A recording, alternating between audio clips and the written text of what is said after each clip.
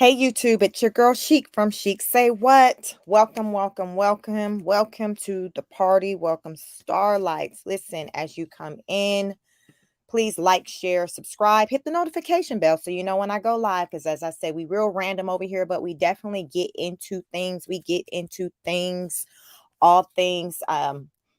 In the internet, whatever is popping, we get into it and we just try to learn from it and just see where things go. Y'all know I'll just be all over the place with finding this information that we get into. So receipts are shown, and this live is not going to be any different. It's not going to be any different. And I want to talk about Breezy, Chris Brown. Like, listen, again, as you come in, please like, share, subscribe. Come on, we're gonna get into it. So y'all come on in, definitely be interact with me in the comments. Let me know your thoughts. I may even drop the link to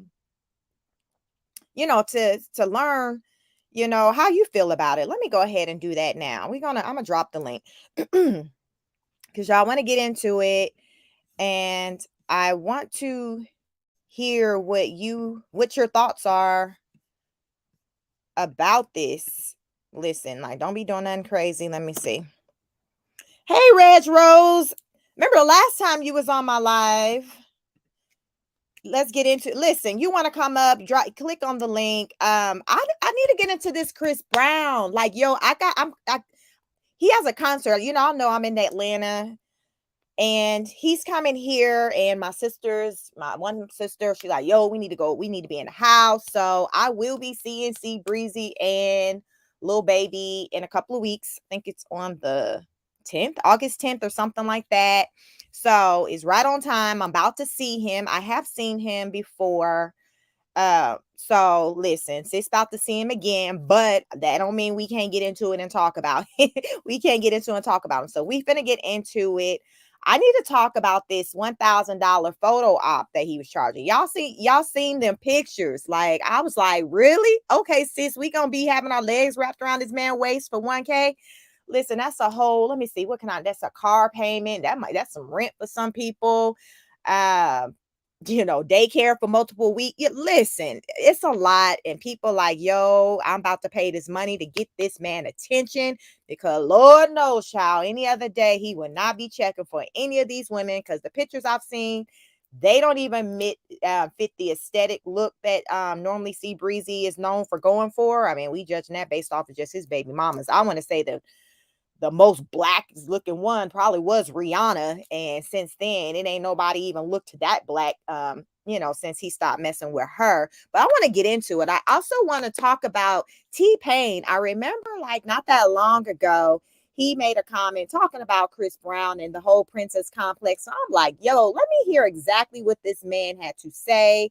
So I do have a clip I want to share with, his interview with DJ Academics, and him, like, talking about Chris Brown and like why he feels like he has that princess complex and what does that mean, because he's like, yo, like, this man, he's just in his feelings and is rooted behind his low album sales. So then it had me going to look and become Inspector Gadget, and I'm like, okay, what was this man's album sales looking like? Because I've always been like a music fan of Chris Brown, but I'm not really, a lot of times I don't really buy music a lot, even though I may be a fan of somebody, if that makes sense. Like, I listen to music a lot or YouTube, but I don't really like outright just buy music a lot.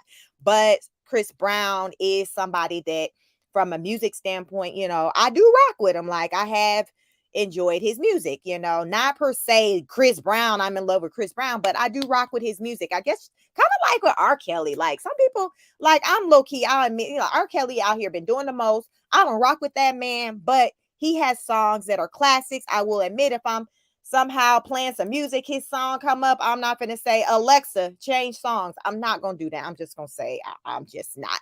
So I want to get into it. Definitely interact. Click on the link if you want to come up and speak your piece, or drop your comment, over in the chat. But we're going to get into it.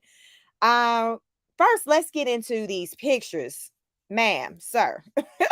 And I even seen one. It was a man that actually took a picture with him. So y'all, listen, let me share my screen. Y'all know how I do over here. So ain't no different. It's just another day. Again, we are the party. We are the starlight. This is the party over here with the starlights, and we just get into it. And we about to get into it.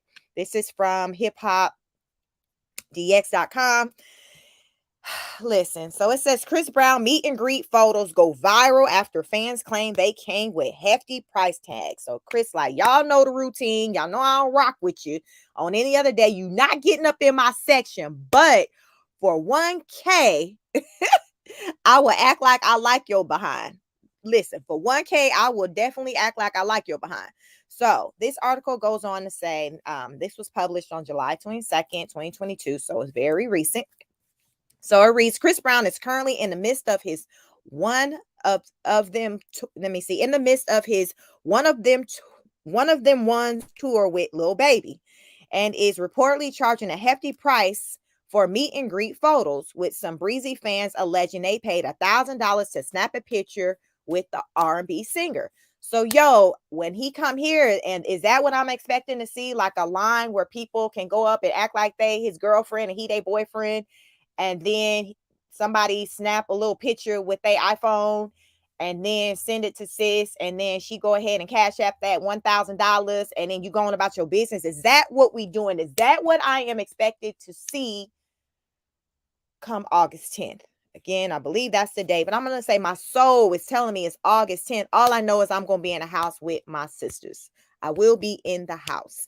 So the article goes on to say a few of the photos have since gone viral, with many people weighing in to debate whether the alleged price tag is worth it. Quote, they selling Chris Brown meet and greet passes for $1,000. Y'all think it's worth it? One Twitter user wrote, captioning a selection of pictures showing the singer with fans. While fans were ultimately divided on the topic, Blue chimed in to say that he thought Breezy's charge was actually pretty fair. $1,000 for a lifelong memory moment ain't bad, Blue tweeted out. Y'all ain't gonna have no memories when y'all get old.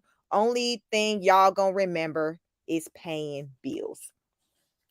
So when I was learning about, okay, Chris Brown and he charging for the photo op and $1,000, y'all, I had to kind of dig deep into my soul and be like, okay, let me try to figure out or try to rationalize or think, like, try to be the devil's advocate, to look at it from both sides. Like, okay, is this the move, or is this like, nah, I can't do it? So I will say, when I first heard, okay, he was charging people paying $1,000 to take a picture, I'm thinking like, okay, well, if there's somebody you really like, I guess. But then it's like, as time went on and I got to marinating on it some more, I just got to thinking about what else can be done with that money. Then I just took it a step further and just thought about, see, Breezy Chris Brown, this man, and what he normally goes for, even when it comes to women. Like, he's not known for one to support that really that black, that melanated woman. Like, we all know, we're gonna keep it real, that is not what Chris Brown is known for. Y'all remember recently people was pissed off that Normani was even in his music video. I thought it was a beautiful video, I liked the video, but a lot of people was just like, yo, like, why is she even in his video? He don't even rock with her people that even look like her. So it's like, when I think about it kind of on that level, it's like I look at it as, okay. And then I started hearing about people talking about, Chris Brown's record sales being low. Then I started thinking like, nah, maybe for this one, I'm going to go with a no, just because of this man has been problematic, when it comes to just black women, and the shade, the disrespect that he has shown for the black woman. I've heard stories about, if you're not fitting a certain aesthetic and not a certain skin tone, like if you're not light skinned or non-black, like you're not getting in his section. So I've heard those things. I per se, never experienced that myself, but I ain't never really tried to run out and go see him at any place other than just being at a concert venue. So I'm going to go with a no for Chris Brown, just because of his history. I just personally don't find him worth that. Now, if another artist came along that don't have such a problematic history, then okay, maybe I think I entertain it like okay, well, all right. I mean, if that's what you do, but I just think sometimes you can't ignore, as I said in my live earlier today. If y'all have not checked that out, go check that out. I did a live on Future and Sierra. Future got a new song, and Low Key is giving like CC, I miss you, I effed up, I'm sorry, boo. Check that out. But what I say is that we can't undo our past. We got to live with what we did and just try to learn and do better. And I think with Chris Brown, it's no different. He done some effed up stuff, and he got to live and do better. And you can't circle back around and charge these women that you talked ish about or shaded or shunned and want to say, hey, okay, well, yeah, I give you some attention, but you got to pay me though. But them chicks coming up in his VIP section, all that, they wouldn't have to run him $1,000. At least I ain't heard nobody saying somebody was running Chris Brown $1,000 just to sit next to him in a club. That's all I'm saying. So check out these pictures. Yeah. This is let me see. I just clicked on. Okay. So DJ Cam Bennett said they selling Chris Brown meet and greet passes for $1,000. Y'all think it's worth it? Then VIP tickets was $1,000. Lord, this should have been me. I'm hurt. So listen, look at this. Like, keep it real. Like, would he even pull either one of these girls was up on stage, let alone let them in his section? I'm gonna say no. Me personally, I find both these women beautiful women, but we all know that in Chris Brown world, nah, he not really even giving nobody that look remotely like that the time of the day. But he'll take your money, So it's just kind of up to you. Like I said, I listen to Chris Brown. I'm not a big heavy Chris Brown fan. I personally just don't rock with just his whole being or what he stand for. But the man is talented and low key. The reason why I'm even going in this concert is because my sister hit me up. She bought tickets. She like, yo, I want to go see it. I'm like, all right, sorry. So I'm just going, doing my sisterly duty to go ahead and go attend a concert with her. But when she first hit me up, like, yo, Chris Brown coming, it was just like crickets, to be honest. Like, it's like, oh, okay. Next thing you know, okay, I got the tickets. Like, oh, all right, shit, let me get my outfit together. So that's kind of how that went down. But because I don't listen, my thing is when people show that they don't respect you, they don't rock with you, like, you show it back with your dollars, with your money, with your pocket. Like, listen, like, that's how you get them back. And it looks like these sales ain't hitting on nothing recent. So I'm gonna switch gears because it's saying many people think that this took place because of the low ticket sales. Or not the low ticket sales, Chris Brown's low album sales. So here's another post. $1,000 for a lifelong memory moment ain't bad. Y'all ain't gonna have no memories when y'all get old. Thing y'all gonna remember is paying bills. So here's another picture with him with a dude. LAMO. This man paid a stack for a picture with Chris Brown. Don't try to be cool now. Stand jump on him like that other girl. So this is a dude like, yo, okay, I get this man $1,000 just so he can take a picture with me. Okay. So, Lil Baby and Chris Brown, One of Them Ones tour is set to take land in New York City's Madison Square Garden on Friday, July 22nd. Before heading out to Boston, Detroit, and a dozen other cities, it wraps up in Las Vegas August 27th. Prior to the duo's first show on July 15th, Chris Brown admitted in an interview with Big Boy that he was actually nervous to get back on the road. Now, me personally, I mean, I feel like I've seen Chris Brown. How many times have I seen him? I I've seen him. I know at least once, but I don't know. I feel like I've seen him at least twice. But I typically would, again, with the girl with my sisters, we'll check out in December here in Atlanta. They'll have the Winterfest. So I think that first year we went to the Winterfest, I saw him. It was like an all white winter fest. It was real cool. He was one of many people there. Usher was there. Like, it was just lit. It was just that place to be. And and Chris did his doggone thing. Now, granted, he was skinny as heck. It made you like, damn, Chris, you on that, you on some. But the man, you can tell that he has awesome work ethic because he did the doggone thing. He tore it up.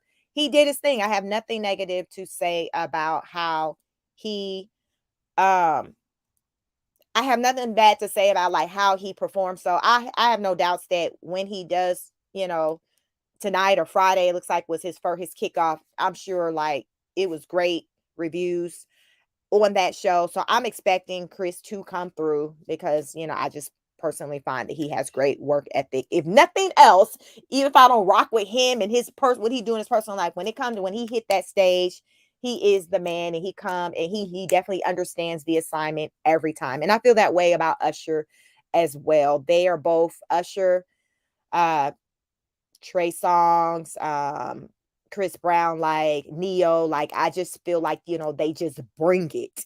They just bring it. So Reg Rose says, girl, I can't with these craze fans. Listen, I can't either, but listen, folks, everybody need love, and folks like shit. I'm gonna pay for this love tonight. I'm gonna pay for this man to wrap his arms around me, and some wrap their legs around him. So let me see what else this article says. So he says, man, that's going to be fun. He said, I still get nervous. I'm anxious about it. I have sleepless nights. I'm thinking of ideas because it's the excitement. It's adrenaline. It's like a give and take. If you don't understand that, energy, you can feel energy. Like when I get in work mode or thinking about it, I'm just putting it in my mind. How are the fans going to perceive this? And you know what? I didn't waste my money coming to this MFR. I actually had a good time. You know what I'm saying? So I feel like, this is somebody who still enjoys what they do and who still takes it serious, because my thing is, if he didn't, I don't feel like he would have these emotions. He'd be like, whatever. But this is a man that like he's a true performer artist, like to the core. And that's where all these jitters is coming from. Like that's what I feel, because I've heard people like in different type lines of business, like track and field. I've been watching that heavy. And who was that? Who just cleaned up? Sydney McLaughlin just cleaned up. And they were saying like she says she gets nervous, the jitters, all of that. And look how she went and killed it, at these recent games. There was some type of championship races going on that have been going on all week. So I'd kind of catch the highlights and stuff. But she's somebody who's great at what she does, a high performer, and she still gets the jitters and get nervous. So I'm not gonna fault you, Chris, for that. I think personally that's a good thing. That lets us know you are still here in the game. And I feel like it's gonna come through on the stage that you respect people's time and you're gonna bring it. So the article also goes on to say he added, so there's a lot that goes into that. I just don't plot it out and say, look, we have to do this, but it's something internally that I work on. So Chris Brown is also in the midst of promoting his 10th studio album, Breezy, which dropped on June 24th and feature appearances from Lil Wayne, Lil Baby, Jack Harlow, Lil Durk, Anderson Paak, Fabio, Foreign, Her, Ella May, and others. So he got like a lot of people on this album. Despite the project debuting relatively low at number 4 on Billboard's 200, a placement that Chris Brown was disappointed about. The singer's latest still helped him surpass Elvis Presley on all-time Billboard Hot 100 hits list. He also broke the Weeknd's record for the most entries on the Hot R&B Songs chart.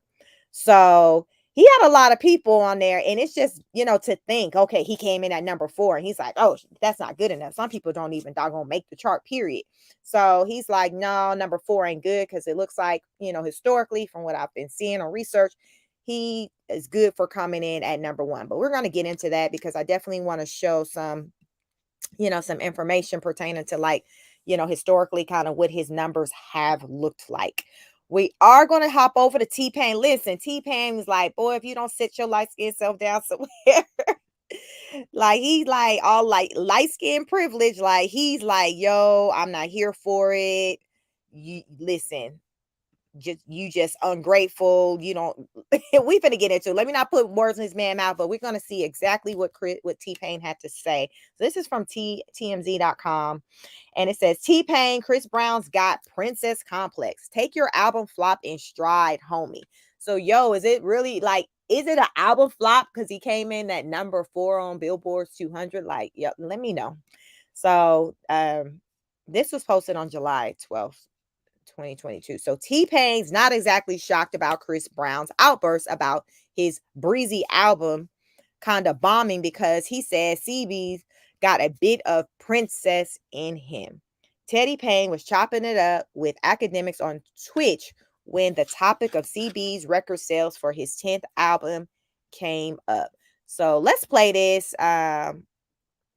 Y'all, we're going to get into it and just see exactly what he said. I want to know what's your thoughts on it. Were there any lies told? That is my motherfucking nigga. Okay. But I know what his faults are. Chris Brown has the princess complex. What does that mean? Now, a lot of niggas don't know what the princess complex is. Now, we're gonna take this to something that is controversial, but it's not controversial. So basically, the princess complex is when a young girl grows up in a family or in the surroundings where every day she gets called a princess, she gets called pretty, she's the prettiest girl in the world, blah, blah, blah, blah, blah. All that shit. Spoiled bitch, basically. It's not spoiled. It's not spoiled. Spoiled is different. Spoiled is just when you get what you want, when you cause a fuss about something. Okay. The princess complex is when you not only get what you want, but you get the accolades of a pretty person for doing absolutely fucking nothing and just being pretty. Now, how do you overcome that then? Okay, no. Go ahead. Go ahead. The second that the first real motherfucker comes to you and say, "Hey, you ain't that fucking pretty," it's over. Breakdown, Twitter outrage, everything. Now this is my nigga, I'm not saying that he has this. I'm just saying that here's the trills and the trails of it. I'm just saying, my nigga, if he put out the tweets that I saw, if that was actually him, then yeah, maybe there's a little princess aspect to it, to where it's like, what the fuck are y'all doing? I'm supposed to be famous. Y'all supposed to be my fans, and I get that, but I've never been a numbers guy. I've never been the top numbers guy. So I've always been able to differentiate when people actually like my shit and then when it's just the same or when it's not dope or anything like that. So I've been able to say, all right, I mean, that makes sense. I'll just go back to the drawing board. Not really a big deal. But Chris, on the other hand, every time he drops anything, I don't give a fuck how many tracks it got on it. People buy it. So now that it hasn't done that initial thing, it's like, fuck is wrong with y'all? It's never gonna be what the fuck is wrong with me, or what do I need to change, or how can I approach this differently? It's like, what the fuck is wrong with y'all? Something's wrong with y'all right now. Because usually when I do this thing that I like, y'all jump and y'all do this thing. What the fuck is going on? But don't you get a little bit like delusional in terms of with music, where it's not delusional. You probably felt the same way to a certain extent when all your shit is hidden, and then maybe you drop something you're like, wait, why am I responding the same way, or at least giving it the same opportunity like I gave? But here's the thing: you have to have gone through both sides of that. You have to have gone through things going bad. You have to have gone through, oh shit, when I dropped this shit was going crazy. And when I dropped this, it didn't go so well. So now I need to adjust. That's the thing. That's the shit that I've gone through. But with Chris, every time he dropped, it's always gone really fucking good.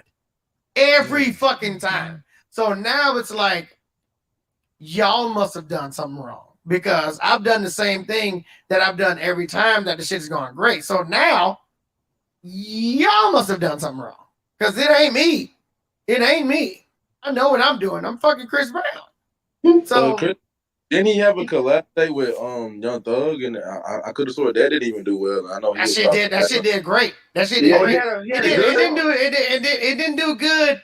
The first week. Yeah, but guess what? But guess what? That motherfucking Go Crazy went crazy. Yeah. And you know that motherfucking song and everything after that, because even Drake said it. Now, act, Drake said the same thing. When you drop something at this point in the internet community, everybody just want to be the first meme in the first 2 weeks.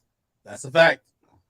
Just like Drake said, everything you drop is gonna be whack in the first 2 weeks. Yo, by the way, everything is gonna be whack. Yo, by the way, when his last album came out, I guess it was a little internet meme because like I fell asleep during the second listen of his album on Twitch. Everybody saw it. He hit me before it dropped, and he said, "Yo, act like I know you're a big fan. This and third." He's like, "Yo, don't listen to it on stream." He didn't want me to listen on the stream, and I'm like, "Nigga, are you crazy? I'm definitely listening on the stream. I just want to fall asleep." But you're right. But you feel what I'm saying? Like, of course. Drake himself said, the first 2 weeks I don't pay attention to him because everybody just wants to be the first meme. Everybody wants to have their viral tweet. Yeah, you know what I'm saying. So he waits until the third week. And then, just like now, everybody said Drake shit was whack. First 2 weeks, and then now it's on every TikTok. It's getting spins. It's getting money. He's making money off of y'all making fun of whatever the fuck y'all was thinking that was happening in the first 2 weeks. So now, what's the real? What's the real? Do niggas hate it, or do niggas actually like it enough to use it in a TikTok? What is actually happening? So that was what T-Pain had to say. Like, I think it all made sense what he said. If Chris is somebody he's just used to, everybody just loving him, you're the best. And then it's almost like you've been told just nothing but positive things, like your life. Oh, you're the best. You get the A and everything. And then that first time you get a B, it's like, what the hell? Something must be wrong with that teacher, that professor. Versus maybe that time you didn't deserve the A, or you didn't understand the assignment. So I understand what he said. And I think that sometimes when he was talking, the word entitlement was coming to me. I think he feels that Chris Brown has this sense of entitlement wherever it's driven from. And, from what T-Pain, he believes is driven from just, he calls it the princess complex, which I'm sure that, he uses that name also because he knows, Chris is also somebody who a lot of women find to be attractive. You don't really too much hear people hollering they trying to get with T-Pain. Like, it's almost like, to me, T-Pain is in that category of, if you're talking about T-Pain, it's strictly about his music, his craft, his abilities. Is not overshadowed by anything else, such as like his body, his looks. It's strictly you rocking with this man's craft. When it comes to Chris Brown, there's multiple types of conversations that are had about him. You have the conversation, the piece about his actual talents, his singing ability, his dancing, his stage performance. You got the conversation of his looks, how he looks.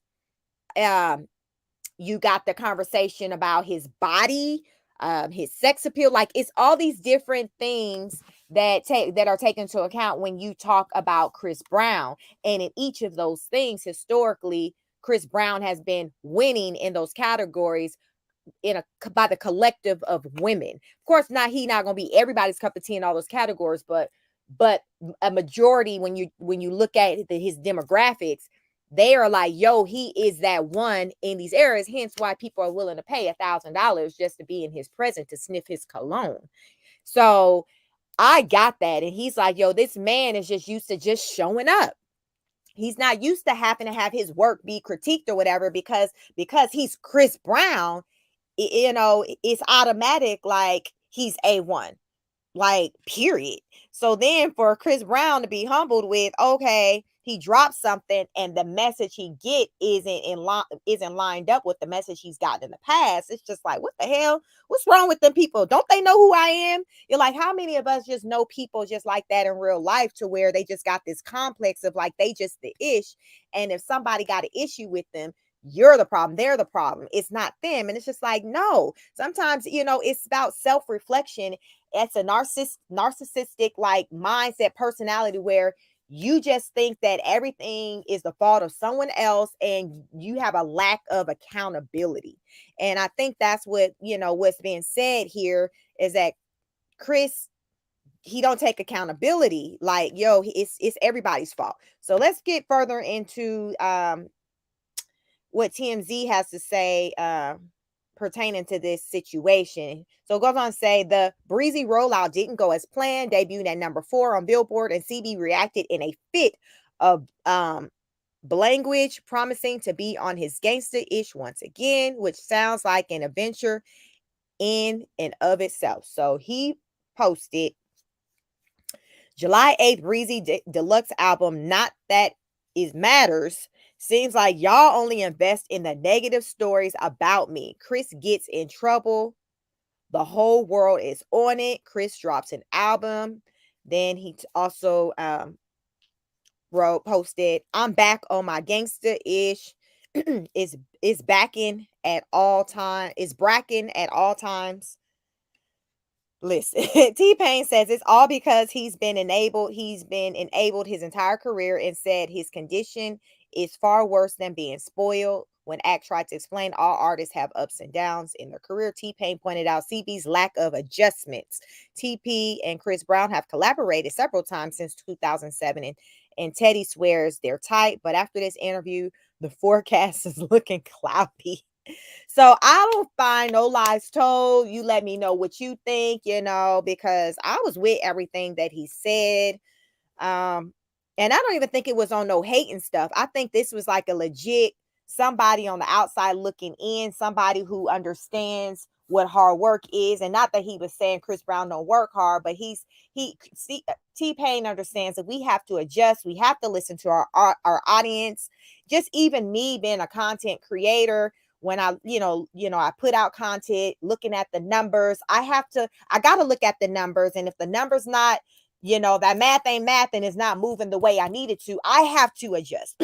I can't put the blame on the viewers. I got to think, okay, Sheik, what's going on here? What can you do to reach people better? Like, how can you flip it? Do you need to maybe engage more? Like, these are things that I have to do and to take into account. I can't just say it's your fault, because what does that do? I'm going to continue to get the same results. I have to think, okay, how can I adjust? Again, it goes back to accountability, which I am very big on. Anybody who follow me or listen to me for 2 seconds, that's what you're going to be able to walk away. Sheik is big on accountability, and this is no different. Resro says, I'm laughing at you trying to read his illiterate Insta story. Listen, I tried my best. I was like, well, damn, am I not understanding how this word is? Red Rose, don't laugh at me. I'm like, I'm trying. I had to go back. Okay, let me try. Listen, I do the best I can over here. So that was that. I want to also jump over to an article that's talking about his sales. And when it came to that Breezy album, because I didn't know that, because I like music, I listen to it, but I don't follow it from like a numbers perspective to really understand, okay, how it works. And something that stood out to me when he talked about how Drake said he doesn't pay attention to the numbers really, or listen to what people say in the first 2 weeks. And because, as they said, sometimes you got people out there who just want to be negative. They want to be the first one to have a meme made. Like, it's about being the first.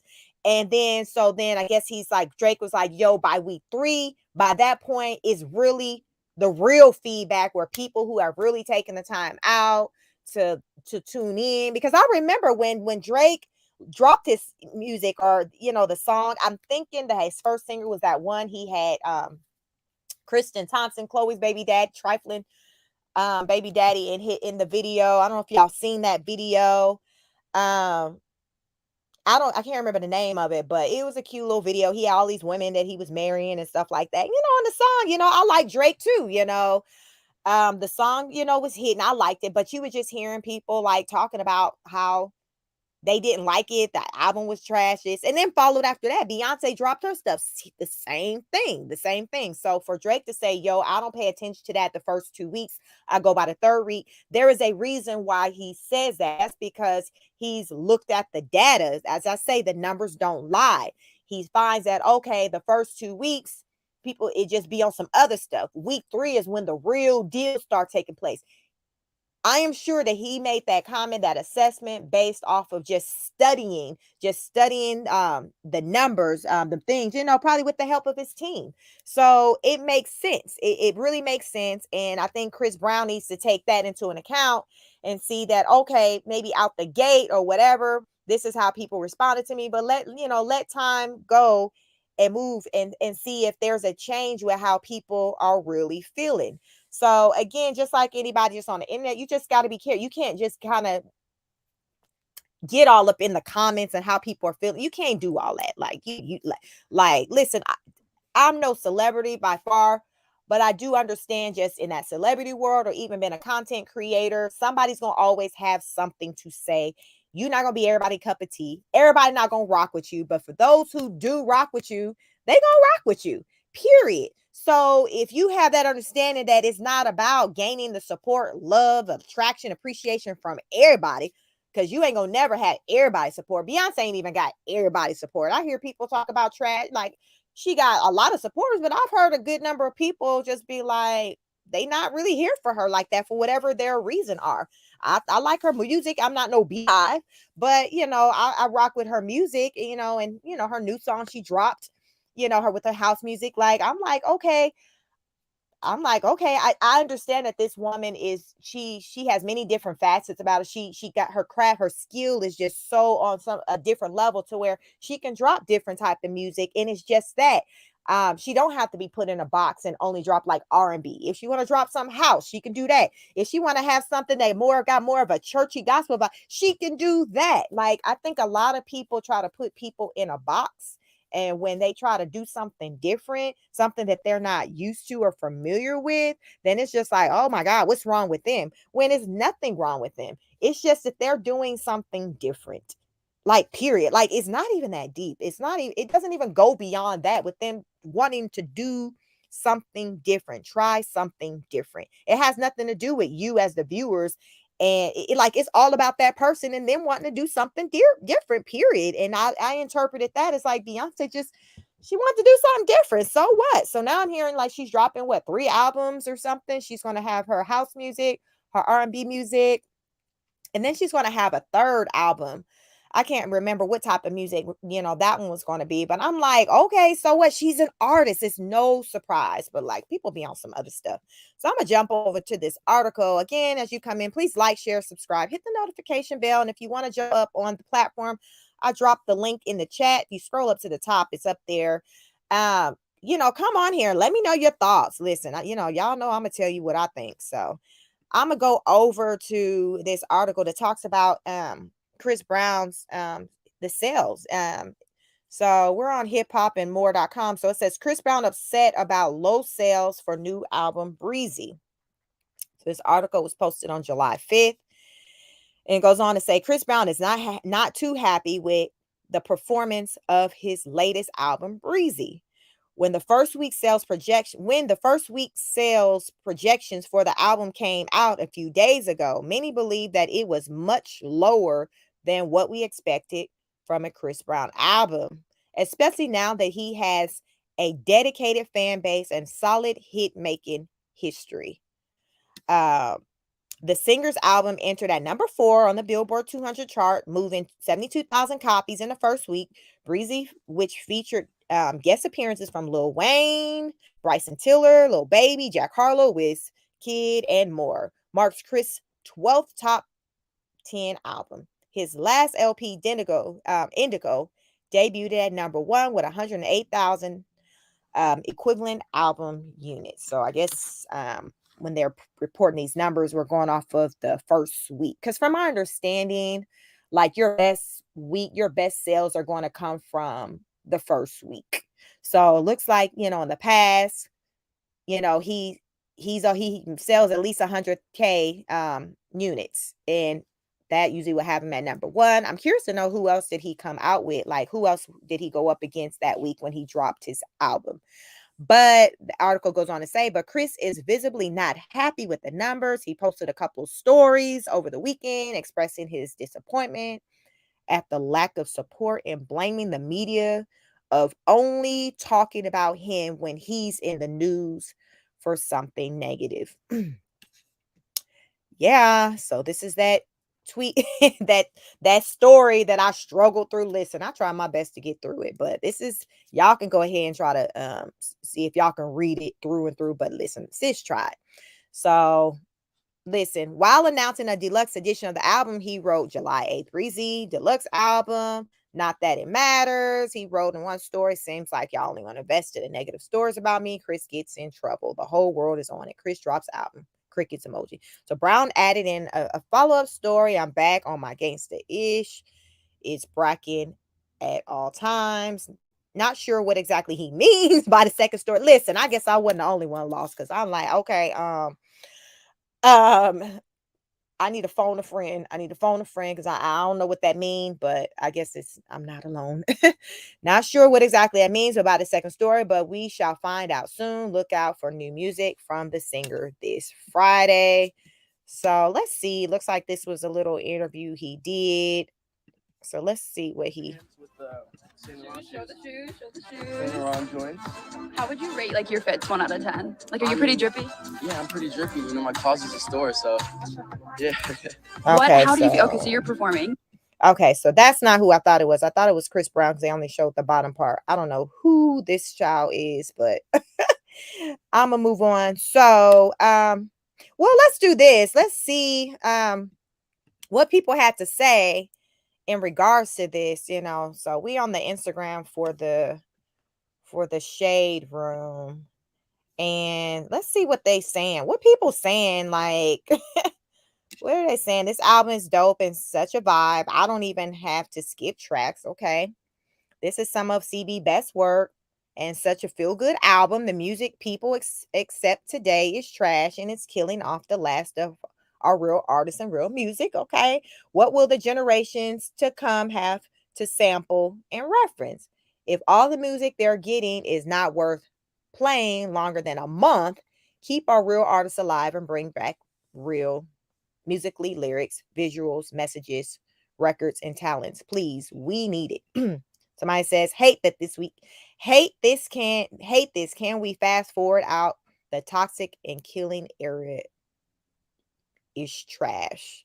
It's honestly a great album. No misses. Folks just support the hype now and not authentic music. Somebody says he didn't tell a lie, but same time, he should just focus on those who do support him. Positive energy only kind of time. Right. Like that's my thought. Like, listen, like everybody not gonna be for you. And guess what? It's okay. So the album is fire though. Somebody said the album was hard. They said the album fire. Not gonna lie. I don't know why y'all not talking about it. So again, I only just heard that song with Normani. I really like it. I want to say I do hear it in rotation here in Atlanta on the radio. But I like it. But I can't think of anything this man has ever come out with that I did not like. That's the thing. But I just don't feel like, okay, just because people not showing up for him in the sales that you should get on them. Like people gonna support what they like, period. Like we can't take it personal. We just gotta be like, okay, well, it didn't reach as many people. Maybe some of them people that it was reaching before ain't even with us no more. Did you ever think about that, Chris? We are in a whole pandemic. Like maybe them people ain't even here no more. Somebody said he needs his flowers now. He's the GOAT. Nah, it's probably because all your ish sounding the same. Okay, like I said with Beyonce, like Beyonce's kind of came out with that house song. She was trying to switch it up, So okay, so here's this part. You got Beyonce who tried to switch it up, and you heard people saying, we ain't here for this. It's trash. It's trash.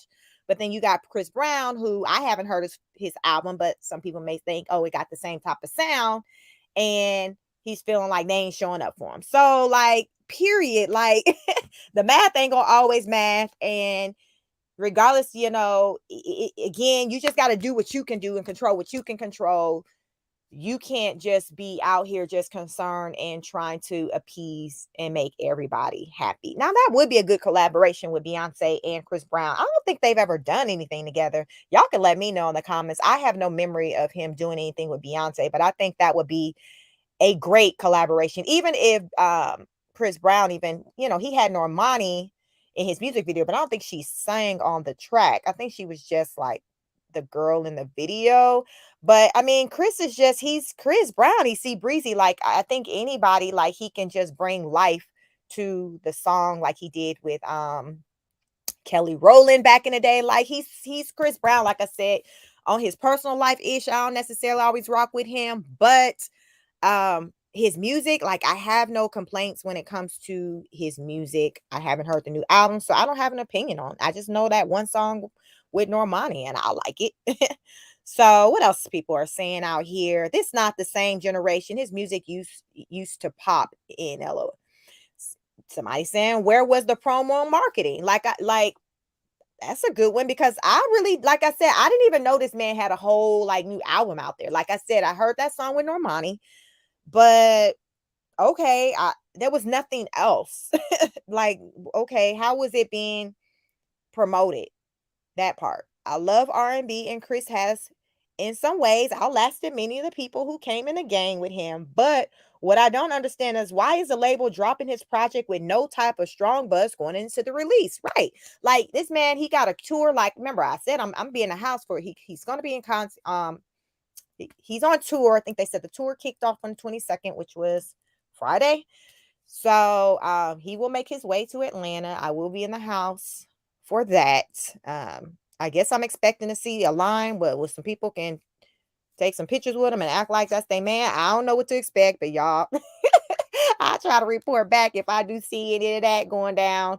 But I'm expecting it for it to be a good show. Like, I haven't seen the man, not come and do the doggone thing, because I've seen him in concert before. So I'm expecting good things out this man, out of this pretty. So are we dealing with pretty privilege? Is this the conversation, based off of T-Pain said? What T-Pain said, he was, what he said? He has a princess complex. So is this a pretty privilege type conversation? Is it because he light skinned? Like, what's the deal? Because it's a dark skinned man that's kind of speaking on it.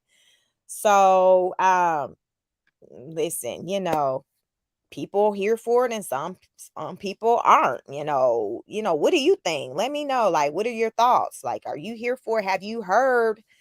Um have y'all heard his new album? Have y'all heard any of the reviews on it? Have you at least even heard the song I've been talking about with Normani in it? Have you heard that one? So he's out. I'm gonna jump over to one more screen where I found something that showed his sales from the past. Because I was like, yo, what does this man normally bring to the table? Like, so this is bestsellingalbums.org. So this is Chris Brown album sales. So it says, according to Sony Music Canada, Chris Brown sold over 30 million albums worldwide, including 18 million in the United States and 1.2 million in the United Kingdom. The best-selling album by Chris Brown is Exclusive, which sold over 4.5 million copies. So looks like Chris Brown albums ranked by sales. So his number one album was Chris Brown Exclusive. That was in 2007. So that was right around that time with all that stuff dealing with Rihanna. I'm sure that was probably like right before. I'm sure the Rihanna stuff took place after post this album, because at that time Chris Brown, his name was in the mud, but he eventually kind of came back from that.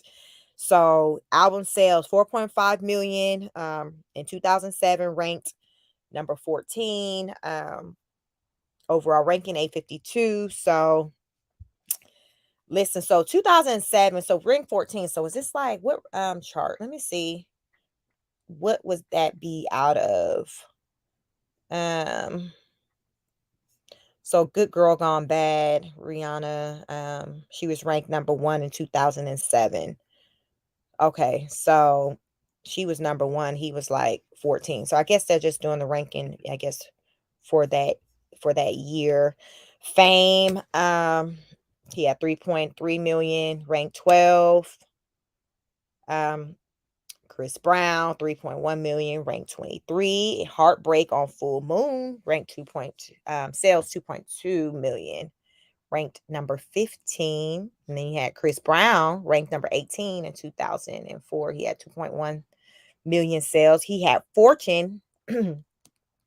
He was ranked number 38 in 2012 with 1.1 million sales. And then in 2019, he had Indigo, ranked number 32 with 1.1 million sales. He had Royalty in 2015, ranked number 44 at 1.3 million sales. And Fan of a Fan album in 2015 with Chris Brown and Tyga, sales 570,000, ranked 89. And then Graffiti 2009, ranked number 120 at 560,000 sales. So, he's done good for himself. I mean, I don't feel like he has a reason to be upset. But listen, I guess he's trying to make up for themselves for that, with them pictures, with that photo op, because I've never heard of him doing anything like that with charging fans to like take pictures with him. I'm like, okay. And then $1,000.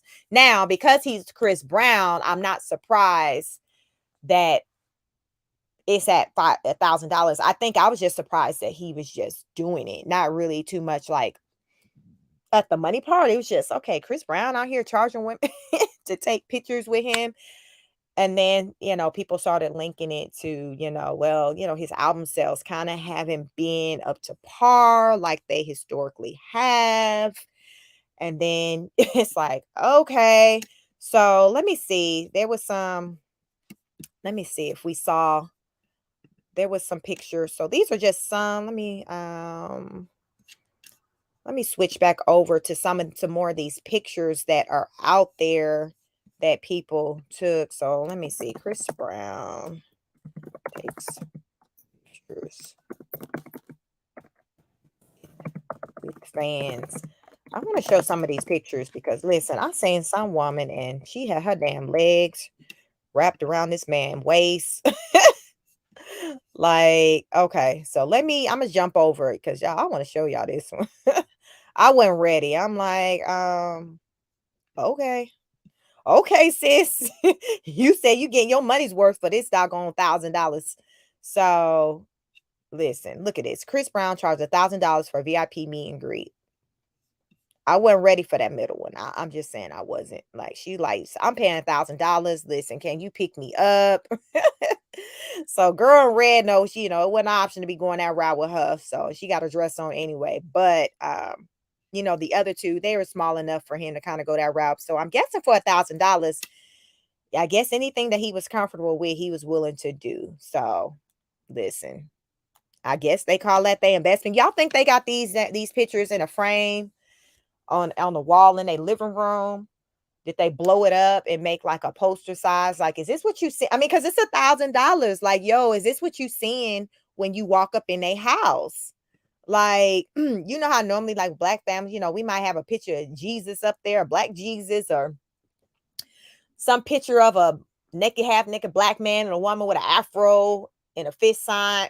Are we today in 2022 walking in the house and seeing these pictures on the walls of black women? Like, yo, do these women have men? So are we still signing up to pay $1,000 and we got a whole man, we in a whole relationship? Like, is this the picture that's over the bed? Like, I don't know. Help me to understand, because I can't. I can't. Help me understand. Like, what is this? What does this look like? What are we doing?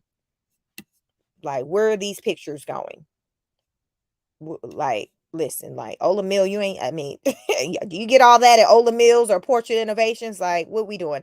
I don't know. Do what they say.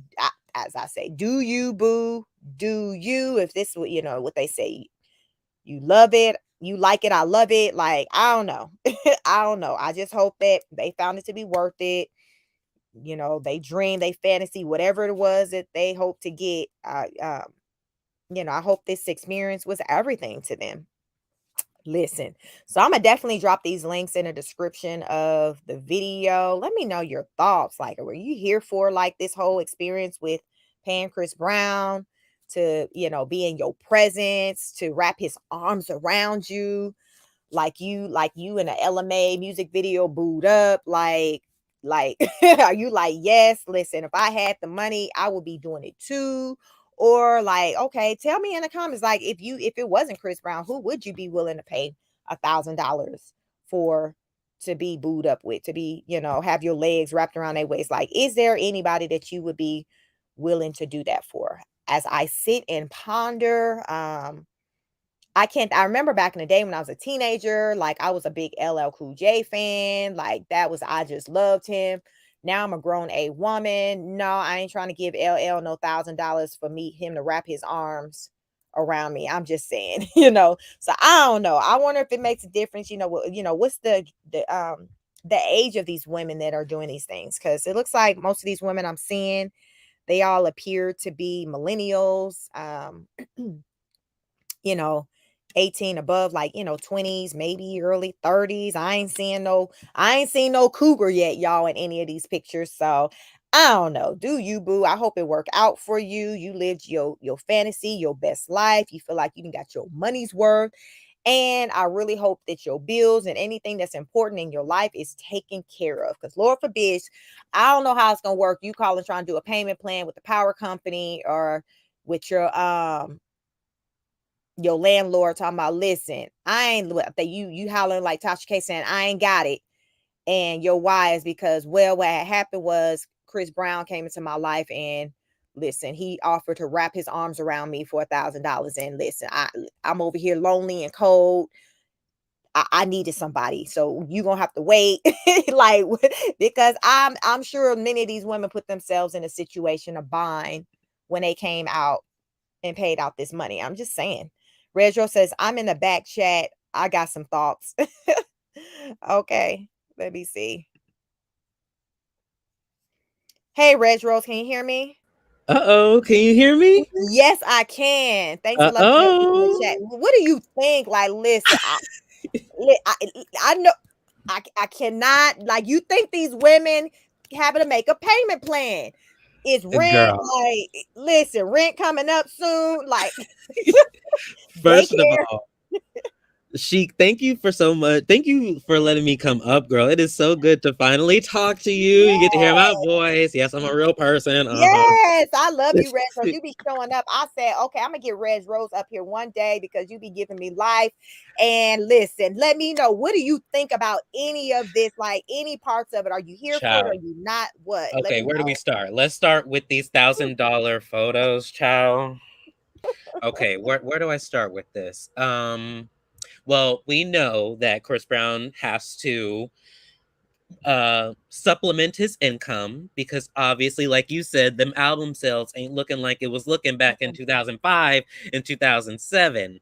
Right. So he kind of knows that he's got these crazed fans, and these Mhm. girls, they literally go to bat for him, and it's Yep. like he sees that, and he's gonna, I think he's milking it. He's like, oh well, you know what, oh, they like them some CB, they like them some Chris Breezy, so I'm sure that let's go ahead and charge them. We'll charge him $1,000 for a photo, and I bet you he got his own photographer.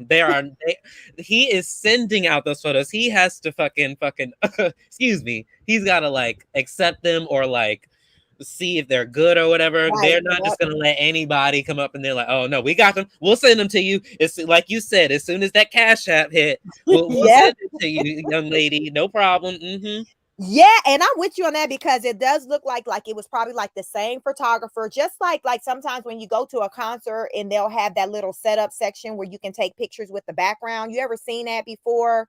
Where, like, they'll have, like, when you first enter the venue, like if it's like a at a venue that's like with a dome, where they have the background and you can pay to take the picture with like the background. Sometimes it be with the actual celebrity, but sometimes it's just like the background with them on a picture.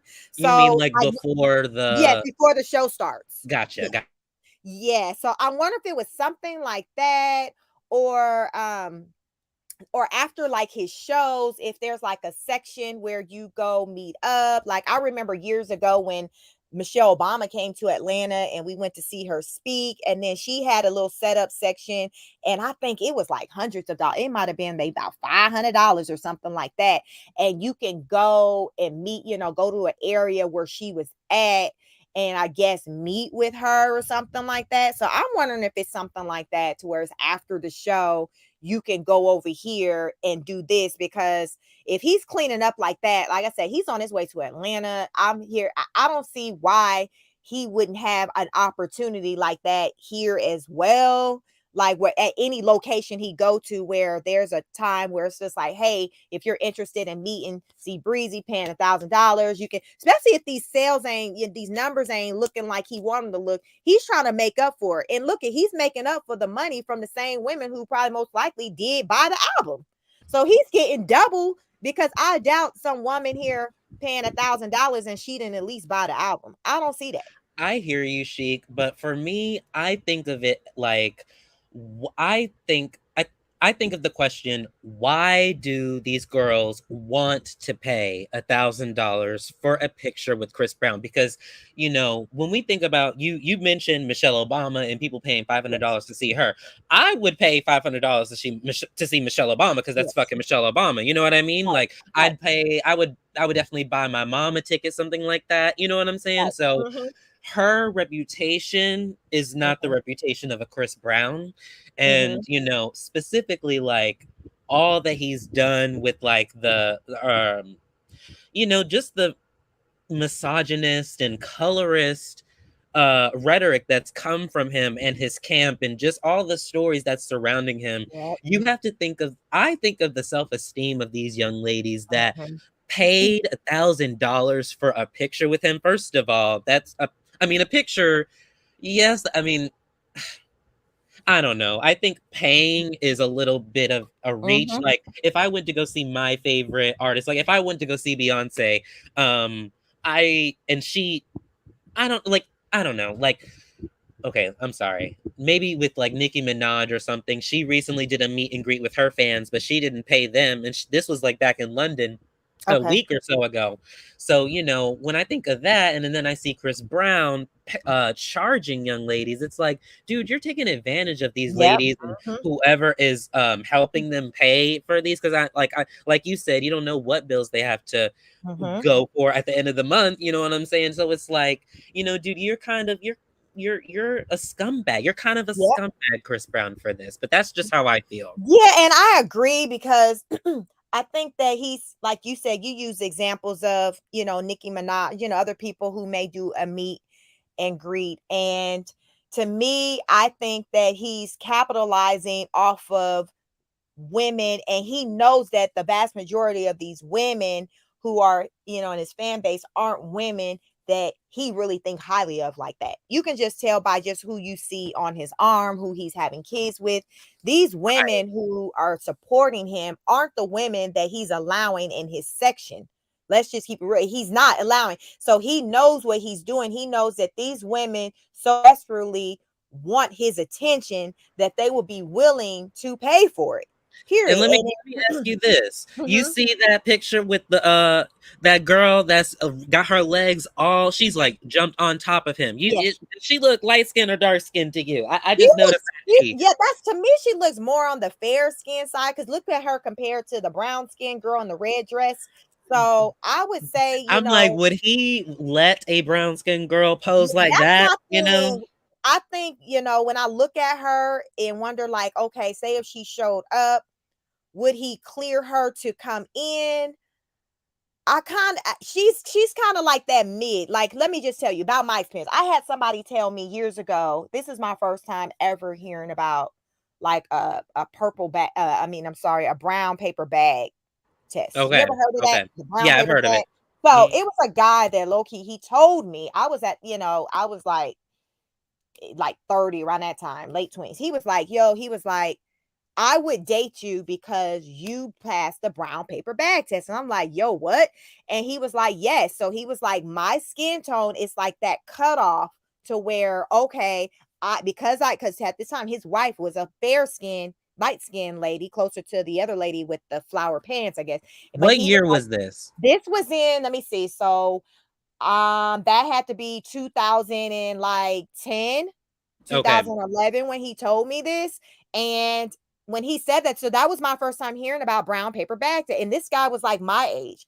And I'm like, what? And he was a Kappa and everything, you know. And when he said that, and I Mm, mean, this man was a darker, you know, he was brown skin, darker than me, you know, a darker brown skin man. But when he said that, I'm like, wow, I'd never heard that before. And then you know, I never throughout my life when it came to dating, my skin complexion was never an issue with anyone. So I've dated fair skin all the way to dark skin. My husband right now is very fair skin, like the young lady Chris Brown is hugged up with in the flower pan. So I've never heard anything dealing with my skin tone. So I say this to say a lot of some people I think who maybe are brown or like the young lady in the middle, she can go.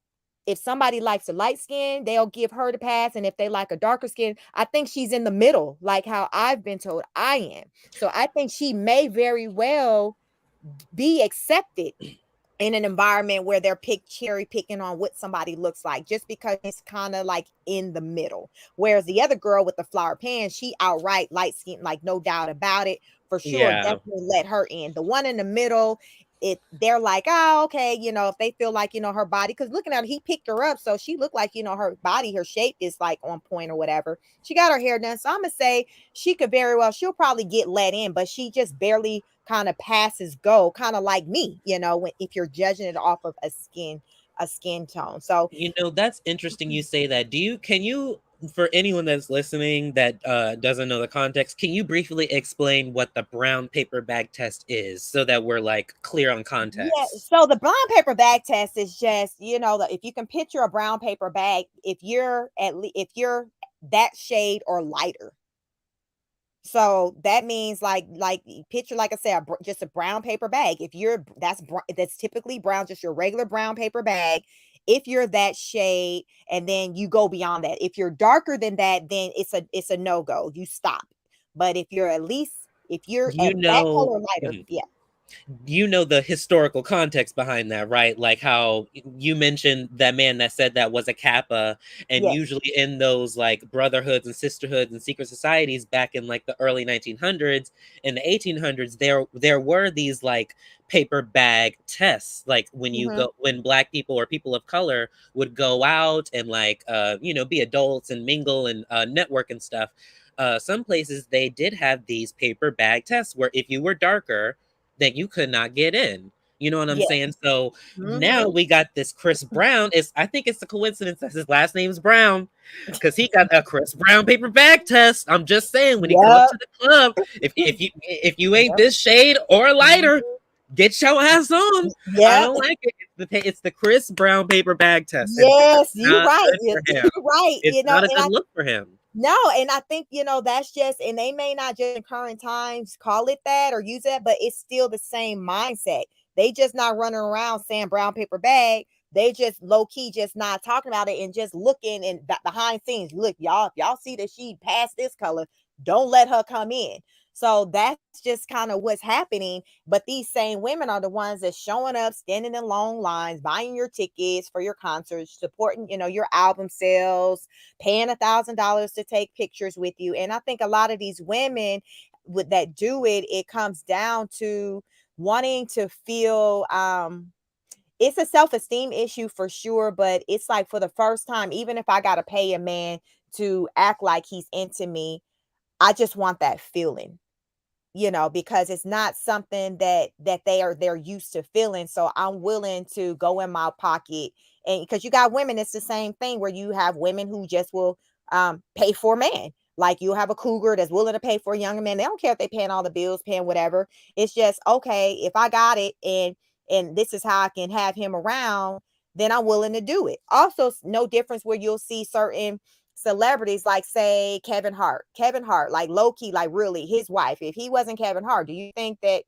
his wife would be with him? Like, Absolutely not. right. And but these people, they don't care because they psych themselves out and they're like, whatever, what I'm getting something out of it and they getting something out. So I'm getting up out of it, I got this attractive person on my arm. if she's getting something, if what she's getting is because my celebrity or my money, so be it. I'm getting something, she getting something. Like it's like they psych themselves out, play mind games with themselves just to be able to sleep at night, even though they know good and dog well that if they were not who they were, it wouldn't even go down like that. And it still goes back to like a self-esteem issue. Because if you notice with a lot of these celebrities, in particular the black man, as the higher up they go, the more fair skinned their love interests become. Look at Jeezy. Like he's now with a woman that ain't even black at all. But if you notice, if you ever seen everybody he's with, his first baby mom was a dark-skinned black woman, Keisha Cole. They got lighter and lighter until finally he phased out of black altogether. He done got so light to where he eventually phased out of black. Jeezy look Asian now. Have you noticed that? he look Asian now. With his eyes, like he got the tight eyes now. What they say, you feed them long enough, they start looking like it. See, he been projecting that Jeezy. Okay, you know what? We can go there. Let me stay on topic. I'm sorry. Yeah. I'm about to turn into my Umar Johnson, Cynthia G. Umar Johnson, yeah. And then right before I jumped on this live, I was listening to my mom sent her video, her going in on the black man. She goes in, she was just talking about, the black man. He was watching. Hello, Sheik, you there? Latin and something with white. That man got excited. He almost pissed on himself and jumped out. He almost dropped him on. He's like, I'm about to call my mama. Mama, I think I found the one. All because I saw that. I was like, ew. Yes, it's just like, really, dude, the thirst. Like, you make it so obvious just because of like, and this woman, she wasn't even like no bad. Like, she wasn't all that. Like, she wasn't. He was literally, like, he literally got horny off of her saying, I'm mixed with Algerian. Like, he didn't even look at her. He was just like, oh my God, you're mixed. Oops. Listen, that man got so excited about, like, I'm just like, really, dude? And it's just the thirst for me. I just think that just the way society it's the thirst for me. It's the way the society is going. Light is right. So the lighter you are, the more the more favored you are. And these men, they going beyond light skin and just going into just a whole nother race. They're like, forget even just the black period. I just want to go into just a whole nother race, period. Like that's their mindset. And they don't even care what that woman, like in my neighborhood, it's quite a few like households where the man's black, the woman's non-black. And when I say there hasn't been not one where that white woman didn't look like, I'm just going to say it didn't look like trash. Yes. She looks like her body is all jacked up. She's just not attractive at all. She's just white. She's just, and I be thinking like, you mean to tell me out of all these black women in the world, you can find an attractive black woman and you just settle? And these men don't be like, they not no dust bucket type men either. It's like, come on, bro. You could have found you a black woman with substance that leaps and bounds look better. It's like they have a higher standard for the black woman than they do the white woman. Like with a black woman, you got to be bad. You got to be a bad. You got to have this. Your credit got to be this. With a white woman, all that white woman on that video said that we talking about was that she was basically damn not black, and he was already ready to wipe her up, take her home to mama, eat oxtails over some white rice and gravy. Like that's all it took. But for a black woman, you got to go through an interview. How many kids you got? How many? Like it's different. It's a different standard. It's sad. I think with this Chris Brown situation, I feel like if I'm putting on my Umar Johnson, Cynthia G hat, it's a little it's embarrassing for black women to, like, if Chris Brown has this track record of disrespecting you guys, right?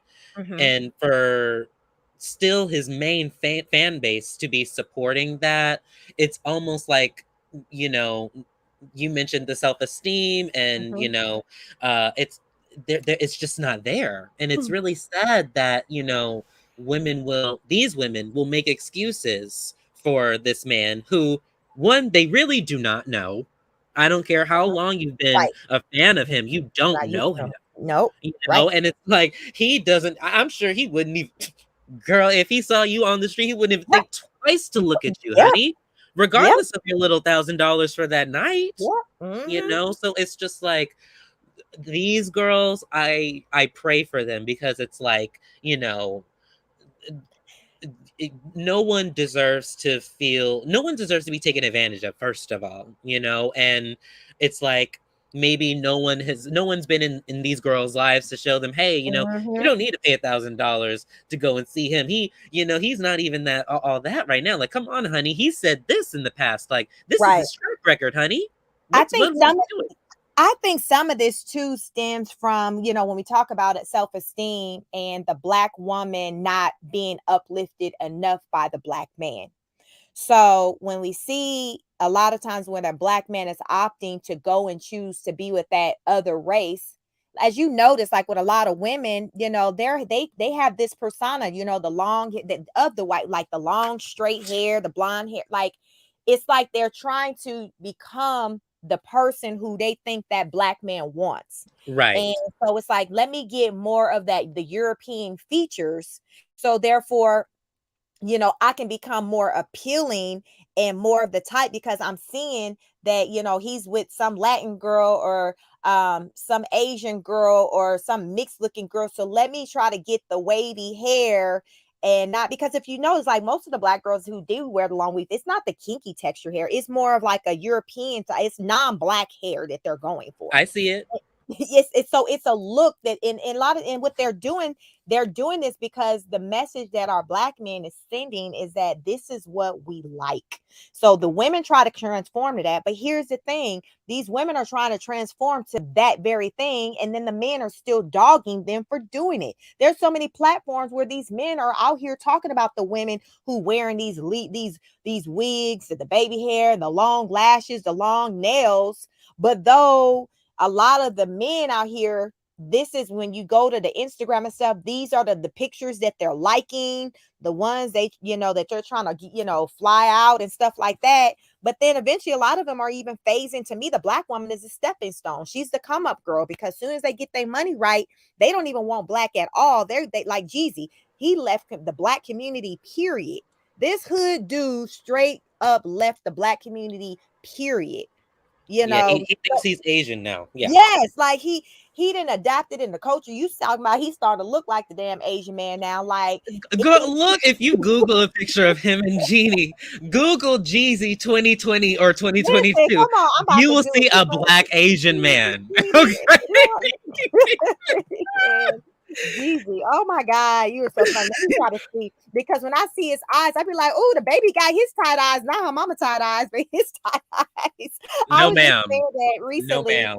and oh my God, let me see. You crazy? Let me see. I Oh think my God. though, with like the girls that, I know I get what you're saying. The women, the black women, they get the weave to try to look like that European Mhm. aesthetic. But what's sad is that they're not asking, why do these men like that? You know what Yep. I'm saying? Like, and they're not really analyzing that and realizing, oh, these dudes just got their own fucked up narrative going on. That has nothing to do with me as a black woman. You know what I'm saying? Right. So it's Right. sad that they just Mhm. don't see it like that. Well, they take on, I think, like I talk about, like a lot in the YouTube streets, it's a battle of the sexes where you got a lot of, I don't know if you ever do you ever go on the platforms where the men are just talking and they're just straight going in on the I black woman can't comment? with those. I I can't even. I listen to them because it helps me when I do my content to speak from what these men are saying. So my ears to the street for both sides. I actually mostly, because I'm a woman, so I actually mostly tune into those platforms because I want to hear and listen what is it that they're saying about us. What are they saying that they have a problem with about us? Where is any contradictions coming from? And that's where on here I speak on it. And I say, well, ladies, this is what they're saying. That's how I know they dogging the women who wearing the weaves and the long lashes and the lace, because really basically these black men don't want that out of a black woman. They want the real thing out of a non-black woman. So black ladies, it's not possible for you to be that. You can't be a Hispanic woman, an Asian woman, a white woman. You can't be. These Listen, men, they the settle. realty, these men want non-black women just Yes, to be they black want, on the right. inside. But these women are still investing all this money to try to look like that non-black woman when in actuality it's not possible. Because first of all, this man wants, if he's able to get the real thing, they will settle for the imitation of the white woman who got the long weave lashes, whatever. But in actuality, if they can get the real deal, they want the real deal. They want the Jennifer Lopez, like they want the straight Jenny Ma, they want the real deal. They don't want the black woman. They basically laugh at the black woman trying to be like the woman that they really want. Right, But what right. is the point of you doing that? What is the point of you even doing that? Because it's not working because they straight dogging you. So you might as well do what makes you happy and just be in your natural form. Because it's not working. Most of these black women out here that's even looking like that, they don't have a man. They ain't sure ain't married because most black people ain't even married. It's like a 30%. That number is super low. So they not married. And if they are messing with a dude, you like one of many. He a straight dog, he trash. He ain't even worth knocking over the head. But though you're still going through getting these butt injections, I'd look at this thing dealing with, and look at these white women and who they marry and Buddha. They don't even be having all that. They don't be having an injection. They be still having that straight, normal white girl body. Who is that guy? Did you see the guy from Insecure? They just married the white woman. Did you Oh see my that? God, Jay something. I know who you talking Yes. about. Did you He see that? been married to her, or he been with her, but people Yes. been clocked that relationship. Yes, but they won't flaunt it because when they know, like He Donald won't Glover flaunt did it. that. He He won't. won't flaunt it because he knows his bag is in Yes, jeopardy. remember Donald Glover did that. The guy that the comedian, he had the show Atlanta. Did Child, you I ever? know Donald Glover. Yes, he did the same thing. Paparazzi caught him out. That's how I came to learn his wife was white, and I started looking at him different for a minute because my thing is why hide it? Like, and he never would bring her to red carpets or nothing like that. But I legit heard his interview on a Breakfast Club where he said he would never date a white woman because his reason was, what will I have? What will we have to talk about? He said that. It was like an interview that was like 10 years prior to it being caught that he was married to a white woman. I said, I bet you he would never go back on the Breakfast Club again because they will bring that back up. They started circulating that interview. I said Breakfast Club shady. They started circulating that interview on YouTube after it came out with what his wife looked like. And it was such the contradiction, but I knew why he had to hide her because he knows his Exactly. fan base is the black woman. And you know what? These dudes, what annoys me is that they pretend to be so pro black because they know how sensitive black people are. It's like Yeah. your own people, you're black and you're exploiting your own people's culture, even though you know you really don't want to do you really don't like black women. First of all, let's start there. You're Right. straight and you don't want a black woman. You didn't dedicate your life to a black woman. And it's like, even now, I just saw a promo for Donald Glover's show. He's got his show called Atlanta. It's having Yes. its last season, and I seen a promo of it on Instagram. And his leading lady, what looks like to be his love interest, is a light bright, a mixed girl with all this Yes. curly hair, light Yep. skin. Mhm. And there's nothing wrong with being light skinned. I'm not saying there's nothing wrong with Right. being mixed. What I'm saying is like Donald Glover already has a problematic history in terms of uh his political beliefs, I'll say. Mhm. So, when dudes like him and you got Jeezy and all these other dudes pretending to be so pro-black and so for the community, but you look at the women that they dedicated their lives to, the women that their income is going to. You know Mhm. what I'm Yep. saying? It's like a lot. I think when black people don't pay attention to stuff like that, that's us being politically lazy, and that's a Yep. lot. That's what Dr. Umar Johnson has said. I'll give him credit. He said that political laziness, and I don't know. That's just kind of how I feel about that. But look Well, at Jesus. You see, he a black Asian man, right? yeah. I ain't gonna never look at this man the same. I'ma see. I mean, who that baby look like Asian daddy? It's funny, and I think that's what it's the pandering. Remember when Big Sean came out back in like December saying that black women was like the closest thing to God, and then Oh they were like, yeah, "Oh, we never even seen you with a black woman on your arm." Now he got Janae Aiko pregnant. He ain't married her. He ain't married her. So it's just like and my first thoughts when he came out talking like this fool must got an album coming out. And that's how I felt about when I saw Chris Brown's video and he had Normani in it. My thought things was, okay, he must got something coming out. Sure enough, he did, because they will pander to us. Chris Brown album looked like it dropped in July. That video with Normani would drop probably like right before then. So it's just like, I need to wheel them in. And maybe his numbers may even possibly be down because Black women are really starting to catch on. How about that? Maybe that's an idea where Black women are starting to catch on, and to say, hey, let's not support people who don't support us collectively. Let's hit them in the pockets. And maybe Chris could be pissed because women are waking up and they're like, yo, you don't rock with us like that. So why are we trying to come up and show out for And you? why don't you go for what I don't get is why he doesn't target, since he goes for anything that's light, bright, and damn near white. Why don't you target your music, everything you do, to that audience? Why aren't you allowing that audience to supplement your income? Right? And You that's know what I'm always the saying? question. They don't, like, you ever listen to the YouTuber Paris Milan? She talks about this Of stuff all. course, of course. And it's like they don't do that. It's like they know that the darker skinned woman, and I think again it's back to rooted from self-esteem, that we're gonna be the ride or dies, hold you down regardless, even when your preference ain't even there for you. We still gonna be here. We gonna be doing that. The Black Lives Matter. We gonna be at the marches. They know historically they've been able to just do us any kind of way, and we still come through for them. So it's almost like, we like our value, we're devalued. You can shit on us, but though that we still gonna have your back at the end of the day.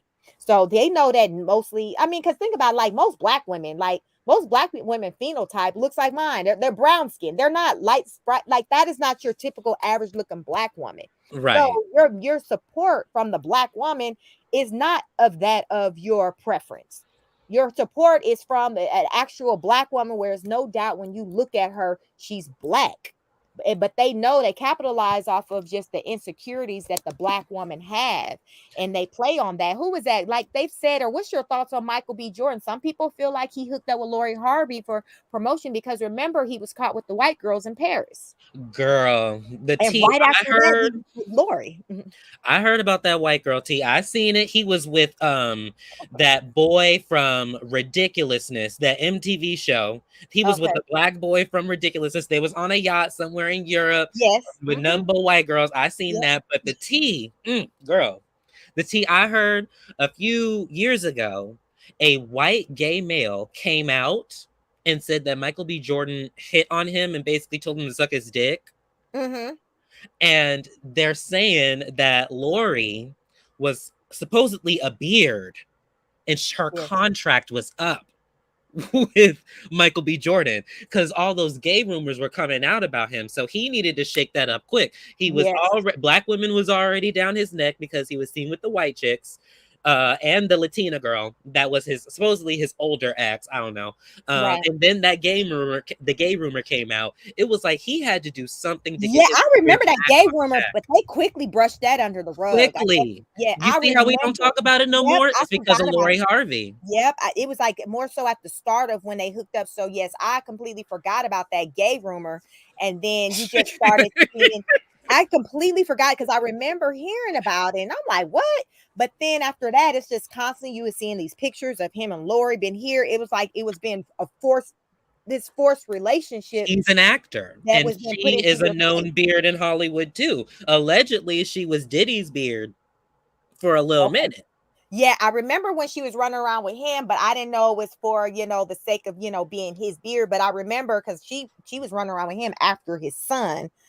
And Oh, after, I true, think, true. I did see that. I was yes, like, after, but you know what? You got to think about these girls. Like, I don't know if Lori seems smart to me. She doesn't seem like that real loose. I feel like Future is the only real straight man that she's been with that she's been with out of everybody. Listen, out Future of everybody. probably so. I mean, I think, yes, Lori is very smart. She, her mom is a smart lady. Look how she bagged Steve Harvey. Like, Mhm. he was married when she pulled him. From what I heard, she was friends with Steve's last wife. Oh no, not Miss Marjorie. Yep, I heard that she was friends. She was friends with Oh Marjorie. Yep. girl, I'm here for this tea. Yeah, so I heard that she was friends with him. It was my aunt who's she has a good friend that lives in New Jersey, and she's familiar with I think she's from she let me see who was this let me see I think she has a friend or somebody who was from Memphis or wherever where Marjorie came from, and they were like Marjorie was always wherever Marjorie came from, Marjorie was always that chick, even going back to high school. Like even the type of guys that she dated, it was only like your baller, the top, you the man in the community, like you had to have Right, a right. name for yourself. She didn't mess with you. So basically Steve was just the top of basically how she rolled anyway. She was like, all the locals knew that Marjorie didn't play. Like you couldn't even step to Marjorie, share the same air as Marjorie if you wasn't somebody, if you didn't have that name for yourself. So what I then end up hearing from some other outlets that Marjorie was friends. She knew Steve's wife first. Steve tells a story that he met her because she came to one of his shows and he was on stage and he saw in the audience, was like, oh, that's gonna be my wife or whatever. But I heard that she was cool with Steve's first wife, or not even a first wife. I guess this was the last wife because Steve had a wife before her. Each person he get with, he cheated on. So the twins' mom, Steve has those twins. He cheated on their mom with Winton's mom. Did you know that? No, I'm not. Yes, I don't know about this old school tea. I'm sorry. yes, I'm a little yes. Well, young. Steve, yes, he goes from one. He overlaps his relationships. Like Okay. each one, he cheated with the other one, and then like so, all of them was cheated on. Yo, did you hear? Okay. Something recently just came out about Steve. Okay. Have you heard of the Claremont twins? Yes, I have. Mm-hmm. Have you heard that? Okay. So please tell me you follow Gossip of the City. I'm familiar with Gossip of the City, but I don't think I'll follow them. But I seen Okay. that story came out with one of the Claremont twins. I think about 2 weeks ago Right. but Right. I didn't know how I felt about it, if I want to believe it or not, because I'm like, why is she putting this out here like that? And I didn't see that he did a response or anything on it, so He I didn't didn't, know how but to feel. Marjorie has been responding. Marjorie Okay, has been like posting all these. Oh God, we talk about. I know we. Okay, I'm sorry, but this tea girl, this tea that I know, I don't know. go ahead, spill it, So because I guess you said I need to follow Gossip in the City because I don't be follow. I didn't know that part. I seen when it hit with the Claremont twin was calling him her man, this and that. right, But I right. didn't see anybody from his side like respond. So I'm like, okay, Marjorie has been kind of subtly posting, "Oh, I'm so happy to be with Steve. I'm so lucky," or like, "Just I'm so grateful." Just all these like, when you're kind of trying to clean something right. up, Mm-hmm. socially. It kind of feels like that. Like for her to be for Marjorie to be doing all this boasting about her relationship after these rumors done came Right. out, Mm-hmm. it just makes you side eye, like, what's going on? Right. Well, what's your thoughts? Do you believe it? I do, honestly. I met the Claremont twins before. This was like Okay. when I was living in New York years ago. They're nice girls. They may seem like they're bougie, stuck up or whatever, but they were really nice, and they were cool. I know one of them went to jail for, you know, Mhm. uh, whatever. Um but they are those girls, and I don't think that they would just I don't know. I don't think that they would I just put just someone else wonder, like like, that. why would she put it out there just randomly like that? Like, what was the? I just, Yeah, I that just is really found it. messy. I just found it to be so random. And then the Claremont twins, they're not a name, like you know who they are, but you don't hear about them being problematic. You know what I'm saying? Like they're not that Yeah. name that you're constantly hearing hearing about, like especially like in a negative light. You just don't hear it. You just will maybe randomly hear their name. But so I'm like, okay, why is she just out of the blue coming out posting this? Like, did they have a quarrel? Like, did they have a spat? And she like, okay, I'm about to out him. Like, what the? And then why would he choose to go that route of all people? I don't know. It just with one of the I don't know. It just seems so random to me. I It, don't it was. I don't know. know. That story, that was just interesting. I will say I got my eye on that story. Yes, We'll see. yes, you have to keep me posted. Yeah, continue to have your eye on that one because I was just like, okay, All right, man. But I never heard nobody making a comment. But it seems like when you said Marjorie came out talking, it was almost like a PR thing. Okay, let's clean this up. Right, But right. but let's not have Steve even Say entertain, anything. yeah, Right, say right. anything. We'll just She's have the Marjorie wife. kind of, yeah. So here's my thing, do you feel like Marjorie is a beard? Because I've heard Marjorie is a beard for Steve. Do you feel like that? Really? Yeah, I've yeah, never heard yeah. that. I've heard I that. feel like no, go ahead. I'm sorry. I no, I've just heard that she is like basically, Hmm. yeah, it's just that's all it is, he works all these jobs. Like, yeah, I've heard that. Like, that, it's not really something that's really real like that. And Wow. yeah, so there's so many people in Hollywood where you hear about them having beards to where it's just like, dang, is everybody just living this life, this, what they're presenting on the surface is just Yeah. a lie? Like, it's an illusion. Like Michael B. Jordan, it's just like, who's not living a lie? I Like, never heard Steve. yeah, I would never guess Steve Harvey to be gay. Personally, I don't get gay vibes from him at all. Michael B. Jordan, absolutely. He definitely seems like he, likes the pussy, or like great. is addicted to boys, as Yeah, Cynthia G says.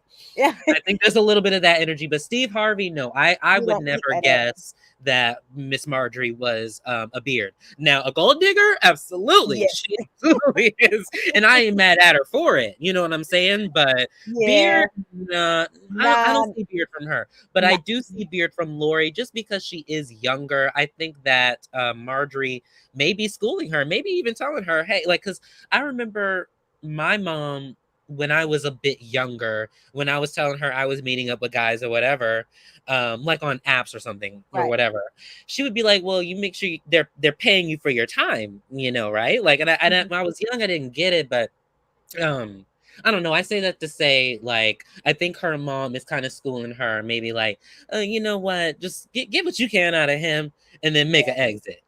Yes, I mean, I think that's what she did. And you're always keeping your eye. I think like you're it's about going as big as you can. So Marjorie went through what they said allegedly, Lori's dad was a kingpin, drug dealer, whatever. I heard about So that. yeah, so it's about going to the top. I feel like for Marjorie, Steve was like the top for her.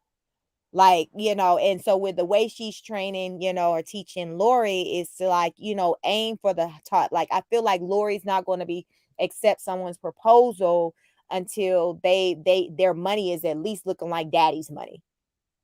Like, like, because she's accustomed to a certain lifestyle. So to me, it wouldn't make sense for her to hook up with somebody who can't give her the same lifestyle. So I feel like her mom is training her to hold out for basically the biggest bidder, and he may not be black. He may end up not being black at the end of the day when it comes down to it.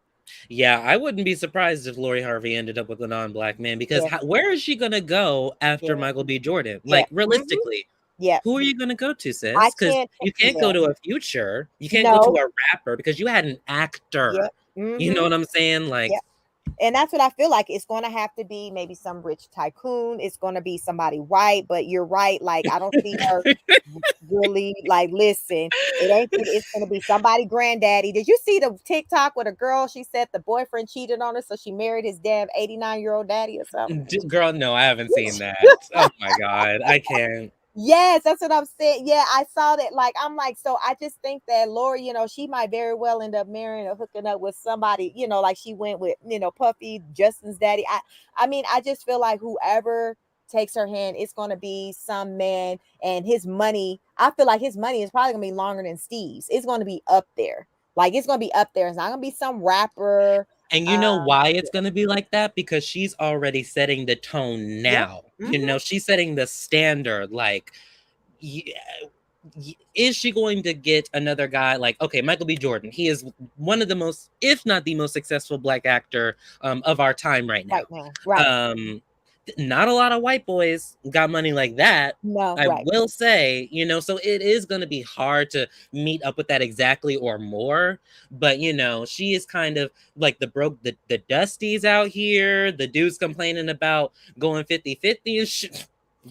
She is, What that's going over her head. Like, I don't even see that. What was what that? did you believe? Right, like they was linking her to Jack Harlow. Did you believe that?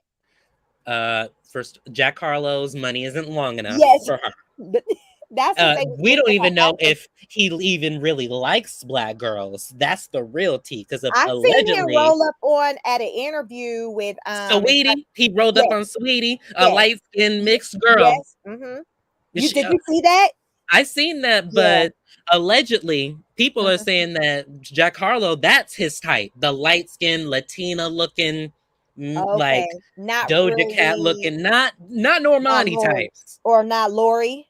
No, I mean Lori. I mean the thing is, this is the paper bag thing. It's like she Lori may passes the paper bag. Yeah, Lori is the brown skin. She's not light skin, but she's not dark skin. Lori's probably slightly, I mean, with all the lighting she has, she's probably a right. little bit lighter than me. So But when still, this is yeah, so problematic though that we're even that that's even, oh, is Lori light enough or is Lori right. dark enough? And like I get why we're kind of deciphering it because we have to analyze it, but Yeah. this is where we're at. We Yep. are like, It is. And I don't but know. here's the thing. Do you notice when it comes with white men, they don't care about the shade of the black woman? Like you don't hear them talk about Some they of them do, usually some of them don't. well, a lot of them will end up being with a dark black woman more so. Like the African woman, like think about it. Like I see they'll talk about how much they like the black skin. Like to me, Hmm. I don't hear conversations with them about the shade of the black woman. It's just about they just want to be in the mix. They just want one, you My know. thing is I've seen white men be more quiet about their colorism than black men Okay. are, because I've seen white Okay. men, be with light bright, be with the whole light bright with curly hair or whatever, and that's their quote unquote black wife. Like that's black to them. You know what I'm saying? Okay, So I see. white men Yeah, can be colorist too, they but can. you are right. They are a little bit more or less demeaning on dark skin in general. That are when Yes. they're interested in black women. Yes, because even like with the rapper Eve, she got her whole white man, and Eve's around my shade. That's the brown paper bag. Eve's like around my shade, brown. Okay. So she's right at that, that midpoint. Right, right. Um, in the regular dealing with black men, Eve wouldn't make the cut. Like if she was, I really feel like if Eve wasn't on the market married to that white man, I don't really think collectively like black men would be like my thing. There's a difference where a man trying to sleep with you versus trying to wife you up. Like and I think a lot of women get that mixed up. They think that just because somebody slay them and things like that, that it equates to them being desired. No, a man will play around with you all day long, but it doesn't translate to where they will wife you up. And I think, and a lot of times these men, when they get pissed off with these black women that end up with white men or whatever, it's just like, yo, you know good and well, you wouldn't have been trying to wife her up if she was still on the market. You sleep with her, but you wouldn't marry her. Black men aren't just running around like they're just offering and just trying to marry. And, they'll make you a baby mama in 2 seconds if you allow them to. Whereas, typically a white man is going to be more apt to try to marry you, even if the marriage don't even work. And actually, here's something that you see if you know. When it comes to interracial marriages, black women and white men marriages actually last longer. I And have black heard that. yeah, they tend to seem to last longer, but a lot of times these men that do get pissed off, which I never understand why they get mad, because they do it in far greater numbers than we do. Like Tariq and she, like when they'll get in their feelings and talk about like with Serena being with the white man, you They go never hear straight them to having calling her a bed wench. That yeah, you never seriously hear them call out annoys me. you never hear them. Hell, Tariq Nasheed, his wife is biracial. His mother-in-law is a straight white woman that lived from what I last knew lived in And the house. everybody be going in on him because of it. They be And like, "Oh, you got all this smoke for white people, but your right. mother-in-law is white." Like, sir, your Yeah. priority. Yeah, so it's just like so you see these black men all day long do it, but though as soon as the black woman do it, she's everything under the sun. But it's just like, but y'all do it in far greater numbers than us. So why is it okay for you to do it and not for the black woman to do it? I don't understand that. That's the thing that doesn't make sense to me. And a lot of these women that they do have, how many of them black men you think would have been lining up to marry Serena, not sleep with her, because Drake dated her, Common dated her. None of them offered her no marriage, no ring, and it was what it was. This white man came along, was like, okay, I want to make you my wife, and then you get pissed off. Like, how does that work? Do you just They're want to even more mad that these white men are successful. Look at it. You got yes. Yep. Serena Williams, she's married Yep. to a billionaire. I think Yep. he's a billionaire. Yep. Eve. Serena Eve is Williams married to a is a billionaire. mil. Now I think Eve's husband might be in the billions, but Yes, Serena's he's a billion with a B. he makes less than her. He's in the millions, so he's far from broke still. But these are successful men that make more money than these black men who are in their feelings. So Exactly. it's almost like I feel like a lot of times, like I'm always going to advocate let black love, but my thing is I'm always like, hey, celebrate who celebrates you. So if you're not getting celebrated by, say, the black man, don't sit and just be destitute and struggle and be lonely. Go ahead and be good with somebody who is there to, who wants to appreciate you. And I sometimes feel like the black man, they have a mentality of, well, if I don't want you, I still don't want the next person to want you either. Because when that next person comes in and takes and swoops that woman up, that woman is no longer sitting there on the sidelines waiting for them to be used. It's just like, because now they're with somebody. So it's like she's no longer available. And I just feel like they just want to know that, yeah, I don't want to be with you, but I want to know that you're just a phone call away when I call you. Yeah, it's sad. These men out here are jealous of women. They're Yeah. jealous that black women now are realizing that they have options, right? Yeah. So you was dangling white women in black women's face, Mm-hmm. and then when black women finally realize, oh, collectively they realize, oh shit, we are a hot commodity out Yep. here. Mm-hmm.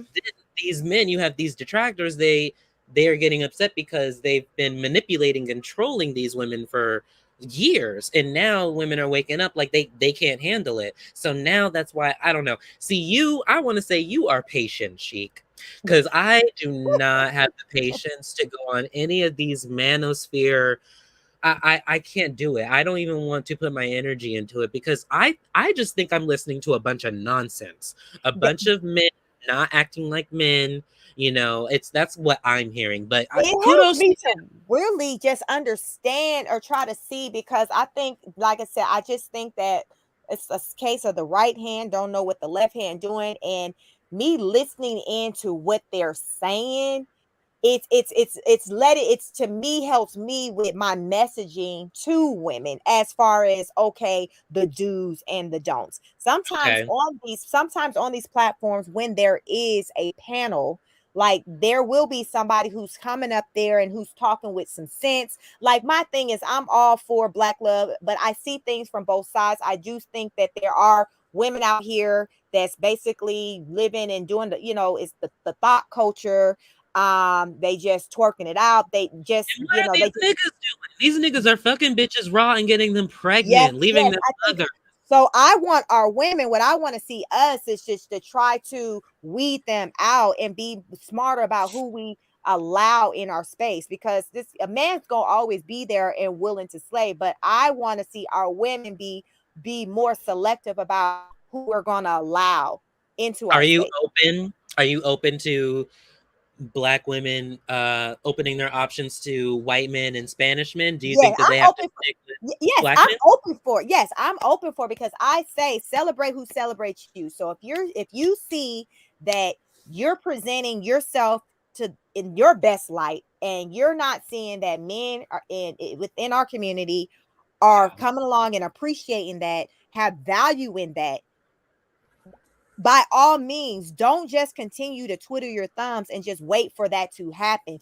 Be open for stepping out and finding it elsewhere. That's what I'm saying. Like, because they're open, they will say, I've heard them say, I haven't found a quality woman. And I'm going to keep real. Like, it's no lie. Like, there are a lot of women out here that's loose. There's a lot of, and not, so you got men that's loose and you got women that's loose. So I've heard this Okay. from both sides, where you'll say a man is like, man, I really would like to get married and settle down, but I keep finding these women that only wants to move a certain way. They just want to twerk all day, or they are making money. They're top in their business, but though they still want to try to control things, because I Mhm. call it from the feminist, movement. I can do it all, and I'm going to lead this household. And I'm so understanding of the gender roles with things like that. So I think there is a disconnect there. So I Mm. understand both sides. I think that both men and women could do a better job with collaborating more, speaking with one another, instead of having these separate platforms where they're just talking bad about each other.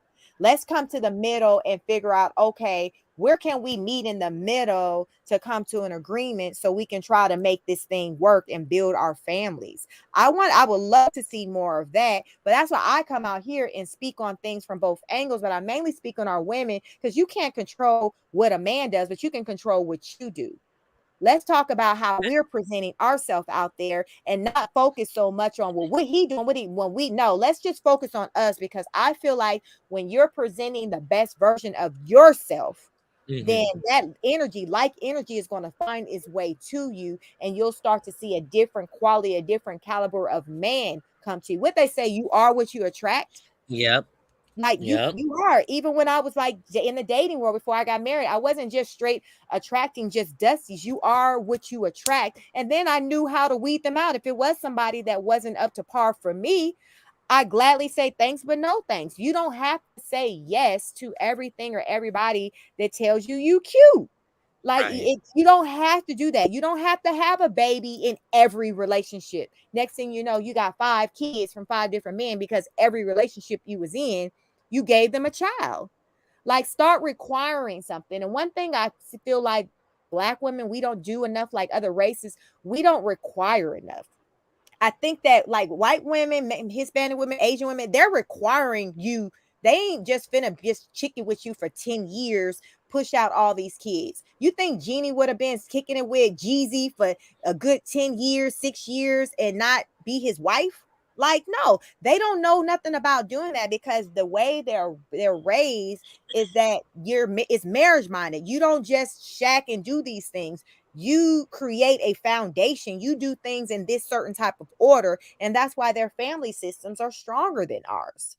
That's not what's collective in our Black community, what we see, and it's not necessarily the message that we're given. We don't hear it enough, because that's not even what we see. We see all these broken homes. Like, we live in this culture right now. It's a baby mama culture. Just to be a baby mama to a celebrity, be a baby mama to Nick Cannon, be a baby mama to Future. People talk more about being a baby mama than being a wife. They don't even Isn't care that about interesting though? They want to be a baby mama being a so bad. They yep, want to be a Black woman. yep, You know what I mean? Like, mhm, they want that.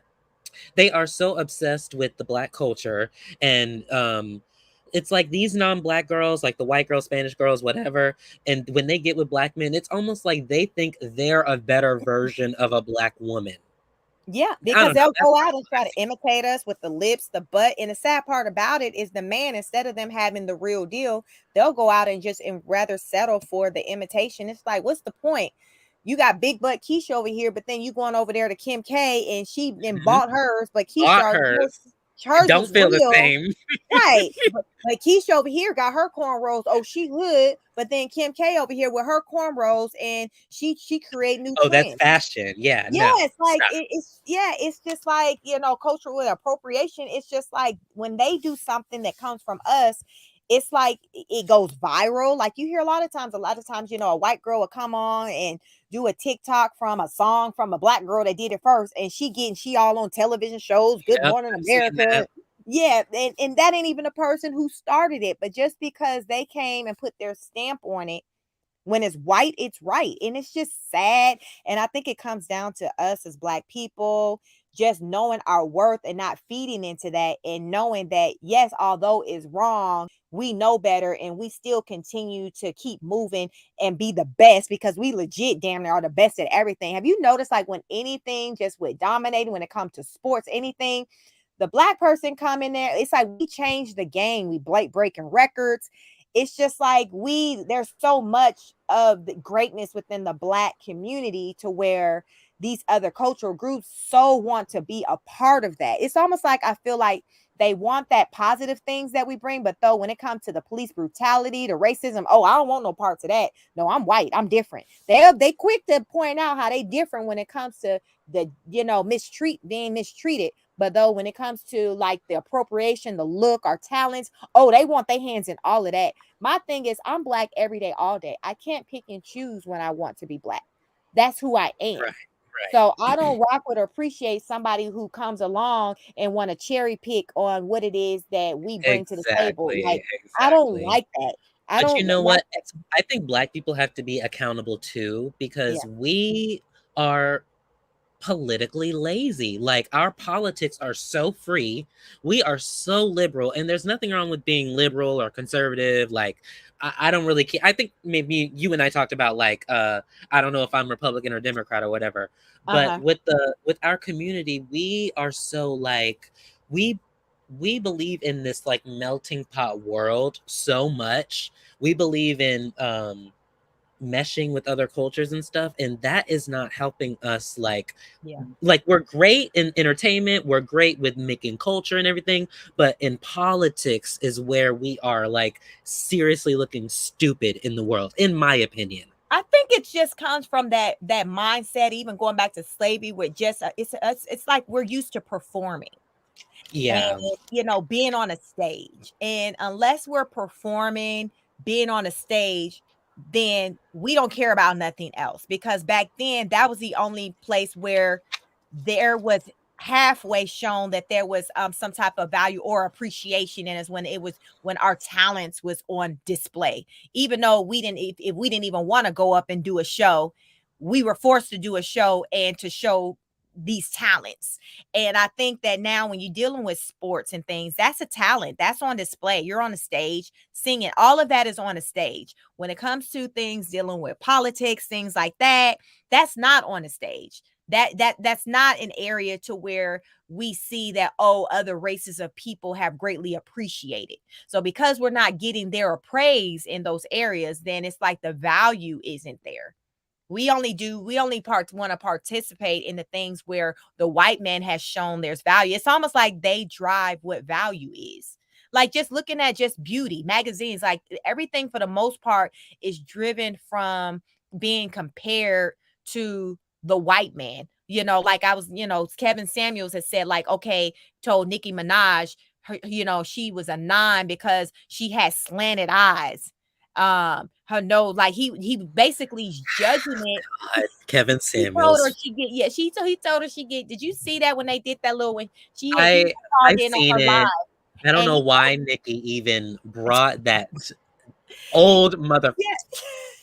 He her told her she get points because how he said your eyes are slanted. Black people are known to have slanted eyes, so her beauty was being compared to a non-black people. because Nikki is actually Trinidadian. They have some like Indian there's like a mixture when you in Trinidad. It's like indigenous, like Native Americans, and then there's an Indian population and African population. So they're really mixed. And so when he says Nikki is a 9 because she has slanted eyes, it's like, dude, you're perpetuating non-blackness, the white supremacy, or the white standard of beauty. You don't even know it. You're an idiot. I'm sorry. Respect to the dead. He meant that thing. He said, well, because you have slanted eyes, that gives you that elevate. I was like, Lord Jesus. So stuff like that. So and that's why too, other people don't really take us serious, because I feel like as a collective, we don't take ourselves serious. We just, like I said, it's about being a performer, and that's what it is, and trying to appease the other people, the other races, trying to entertain them. And celebrity world, being an athlete, all of that gets the attention, that gets the praise from them. In politics, they don't want to see us in that area, because they don't want us to be making being a part of making policies, making change that would go against them, their beliefs, and them trying to stay in control. They're not going to promote that. They're not going to promote that at all, because they want us to just, it's almost like, okay, Black people, y'all stay over there and just do what you do best. Just entertain us. Like, sometimes I feel like that's what we're here, like, to entertain them. Like why I gotta be here to be entertaining? Why I gotta be here to entertain you? Like, well, the thing is, because white people, they want us to entertain them, so that we don't see what they're doing behind the scenes. yes, You know what I'm saying? like, to Like, preoccupy us. Okay, you just stay busy You just Exactly, stay exactly. busy doing that, and I'm just like, I Like, don't. you see how they overturned this Roe versus Wade, like, randomly? It's been, like, almost 60 years since that it Yeah, has it been 60 years? it's been it. That sounds about right. It's been a long time. It's been a long time since It's they've, been a long. Yeah. outlawed or, made it into law. So for them to just randomly turn around and take away women's rights, what you think they're gonna do to black people? Like, if black people really think that, oh that has nothing to do with us right now, we're good for now, if we really think like that, then that really just shows that, where we are, that we want to be dominated, I honestly. don't think I that think really, to black me, anything that's done in politics where it's said to be a favor for us is really, I think it's always the opposite. I for just sure. think anything that's pushed just to, because my thing is, historically, you've never shown interest with wanting to preserve my life, the black person's life. So why now? So I always think it's something underlined to where there's another reason for it, but we're just used as the face of it. Like, okay, we'll just push black because they know black people are very emotional. We're Hmm. very emotional people. So it's just like, well, if we make it and put black people as the face of it, then it'll get people riled up because they're very emotional people, that we're very forgiving, so we always, they done the most to us, but we're so forgiving. We're quick to accept apologies, this and that. They throwing out, like, we do that faster than anybody else. So again, it's almost like people take advantage of our kindness. We're just Hmm. naturally kind-hearted people. And so they want to put us as the, like, even just say, going back with the feminist movement, okay, that's just them aligning to with black women, and it's not really about it, it's about the wanting to get the strength and the push of the black woman behind Right, their right. cause. Like, Like, it's you're not for about. women's rights, but you don't want black Yes, women yes, it's specifically just like, to. okay, well, let's try to throw something in so we can get the black women, because they know our voices are very loud. So Hmm. it's like they And will just use. probably overshadow, overshine everything that white feminists want. Like, black Yep, women will probably go in there and dominate, yep. and probably actually, you know what? If black women were actually at the head of this feminist movement, I feel like it actually would have done something. We probably would have had a female president before. Well, every time when we do have stuff, like even starting from the Me Too movement started with black women. White women Hmm. they jacked it. They They hijacked it. hijacked it. They hijacked it. But So go ahead. it just happens. It's like I said, when white people get behind something, it gives it that oomph and pushes it more. It kind of legitimizes it Yeah, to the it world. does. And it's sad that that's the case, but it's just Yeah. like, unless a white woman cries and says, this is what happened to me, like, it didn't happen. It Hmm. didn't happen. It has to be a white woman, a white person's face, where it happened to, for it to be. See, for example, prime example with the shootings with Buffalo, with those black people that got killed in a grocery store. That didn't get nowhere near the much attention as the other shootings followed, dealing with non-black people. I didn't Like, even hear about that shooting. the Buffalo, yeah, that one was first. That one happened before the Uvalde shooting happened. That Okay, one, gotcha. yeah, it was right before that one, where there was, like, I think 9 black people. It was a white boy who drove like 2 hours out and drove up to Buffalo and shot up the people at the grocery store. They just reopened up the grocery store, I think, like a week ago. They See, didn't build a new store. Look, they just said, listen, we finna fix these windows, and y'all black folks finna come back up in here and do y'all shopping.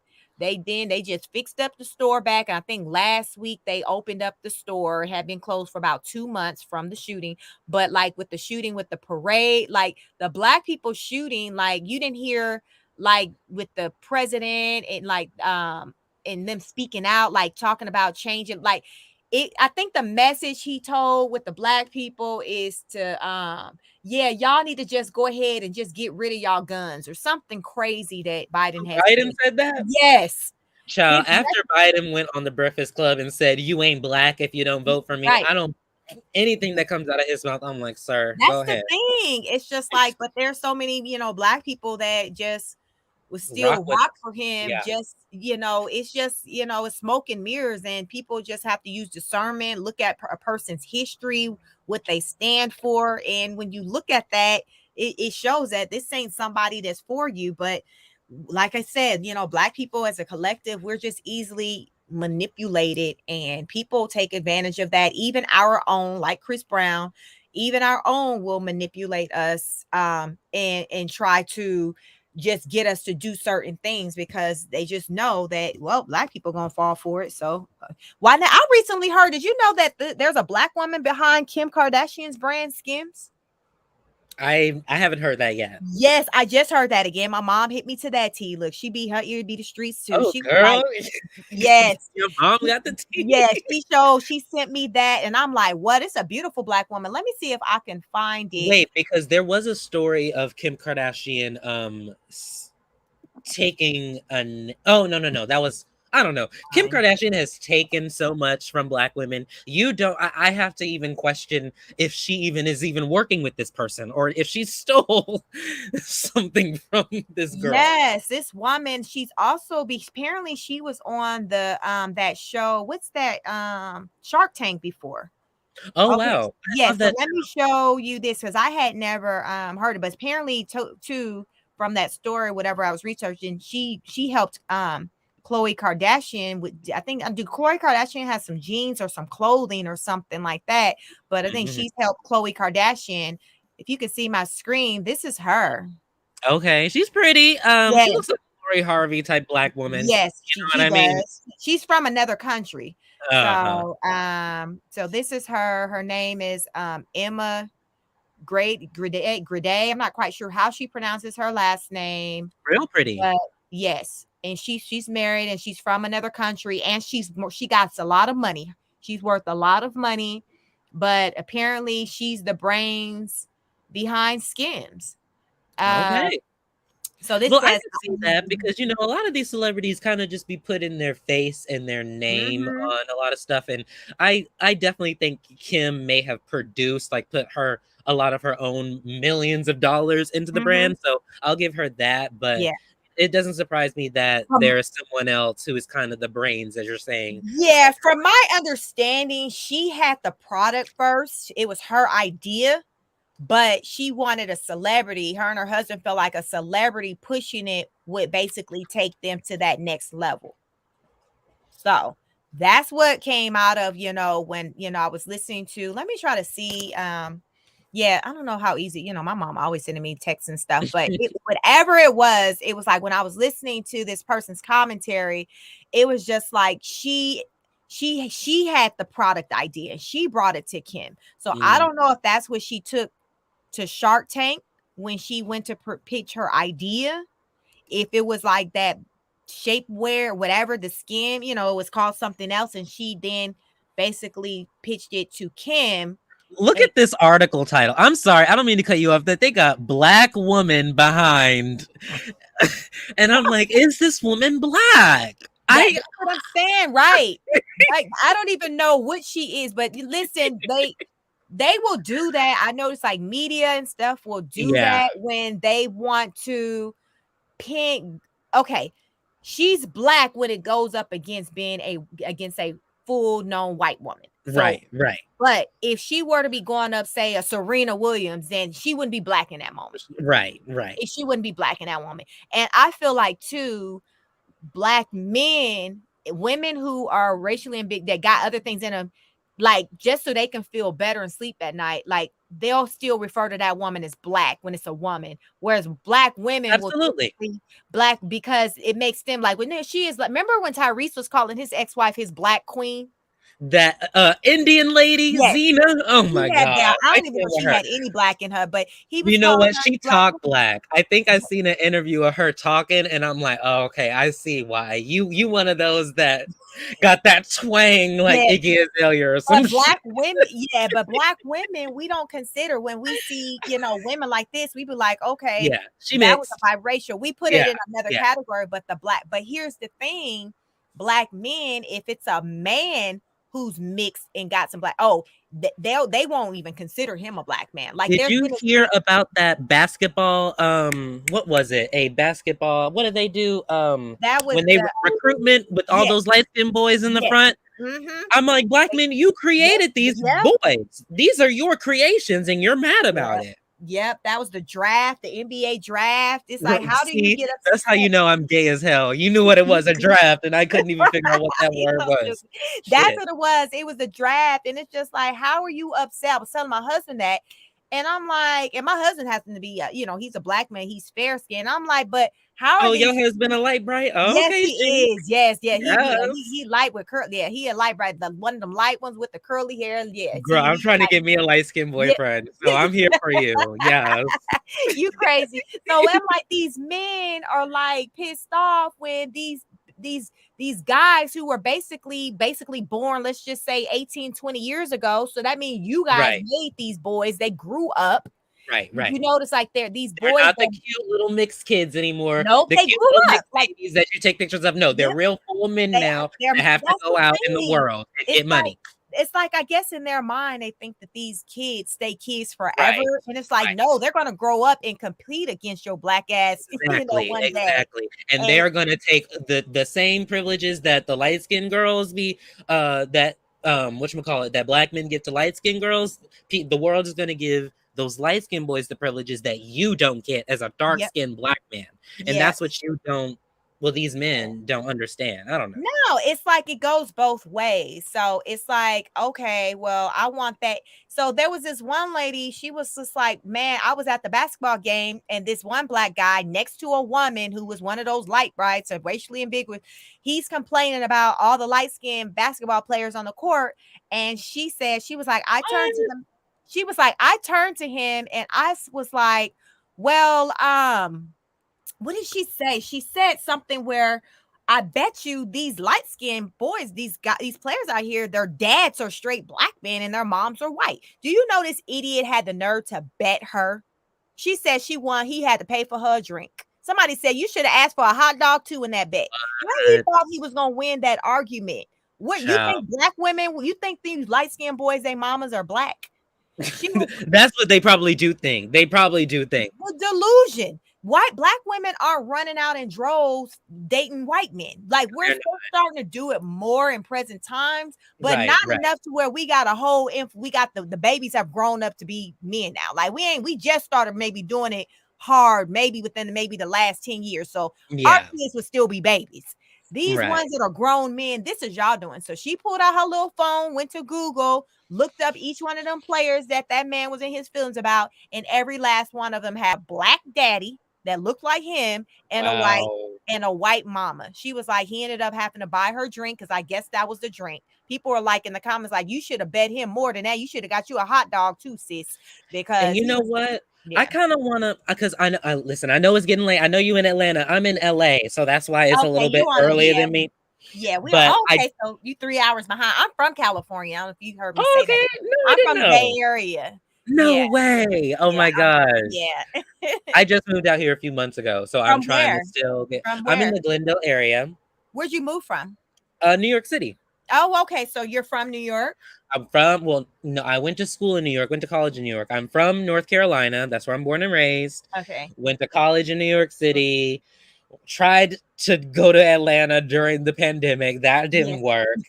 So went back to New York and now I'm in LA. I'm just kind of bouncing all over the Okay. place. How are you liking LA? I have a friend that just moved out there. Yeah. I like it. I'm still trying to get, used to everything, Used to it's different, and I'm sure it's a different vibe you're seeing, but I for would sure. think, but I would definitely say LA is probably more closely in line to New York than the Bay Area where I'm from.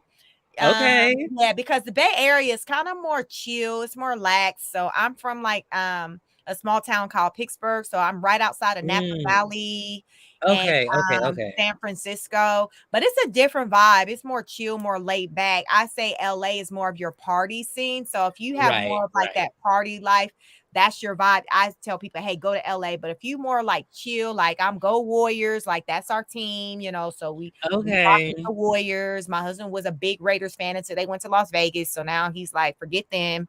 But my mom is Oh from Las God. Vegas. So my family is California and Las Vegas. Okay. So yeah, so I'm definitely familiar with California. So I love California. It's expensive now. So Yeah, it is. it's But but New York is where you just came from is expensive. well, girl, listen, I got goals and dreams, and Yes. I'm an actor out here. Okay, This is cool. my little backup page. Okay, I gotta show you my main page that I be talking. Oh, oh, okay. So you want to be a movie star?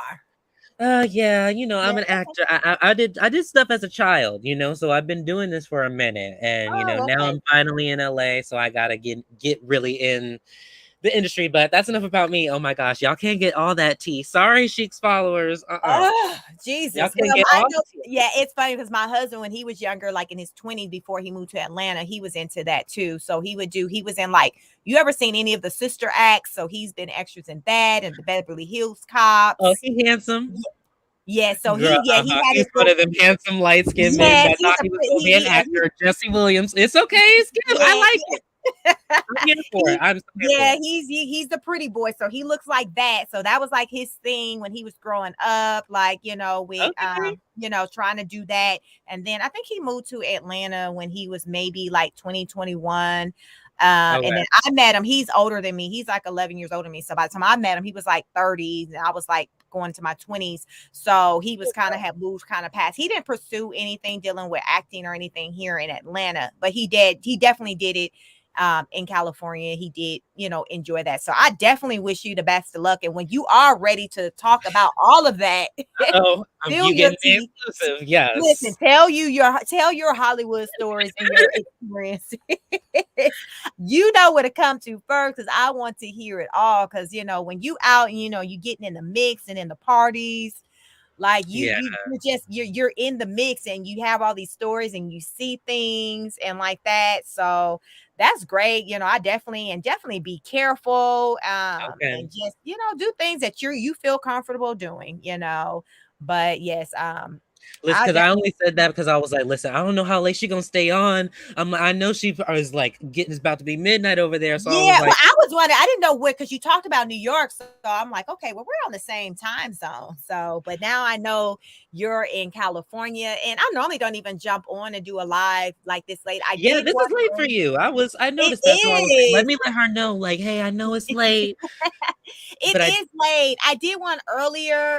When I talked to you, I don't know if you saw though, and I did one on Future and Sierra because Future got this new video, and it looked like he low key like living in regrets that he let her go. girl. So listen, so I did that, and then I actually jumped on someone else's live, which I normally don't do. So Mm. there's the real. I think her channel is called The Real Precious. So I jumped on hers, and I was a guest on her panel. So I Okay, did should I check it that. out? Should I subscribe, or is this gonna be a Yeah, regular thing where you go yeah, on? yes, I would say, I mean, I like her. I just found her from someone else's channel and I liked her. She's a smaller YouTuber like me and growing. She got some more subscribers than I got. But so I'm like, okay, I'm gonna try to do more with collaborating with some others. So I would say, yeah, check it out, The Real Precious. Okay, But she's over there talking about just relationship stuff and just basically, black families just trying to kind of strengthen and kind of come together. She's single, she's not married or okay, anything like that. So I kind of jumped on to give my perspective as a married woman because it's not a lot of YouTubers out here who talks about that who are married. There's so many, like they talk about it because they desire it. But I yeah, bring the perspective of, okay, this is what I live. This is my real life. Let me talk to you about what's reality versus fantasy. you I know, get that. because I You think are a not a city girl, yes. aspiring to be a Yes, housewife. right. So I'm like, okay, let me talk to you about how it really is because I think it's a lot of delusion. People got a misperception of what it really is. And Okay, I'm like, no, that ain't really how married life is. Let me talk to you about my perspective. So that's why I went on and that was cool when I jumped on her her live and stuff like that. So yeah, go check it out. Her it's called, I think called The Real Precious. And okay.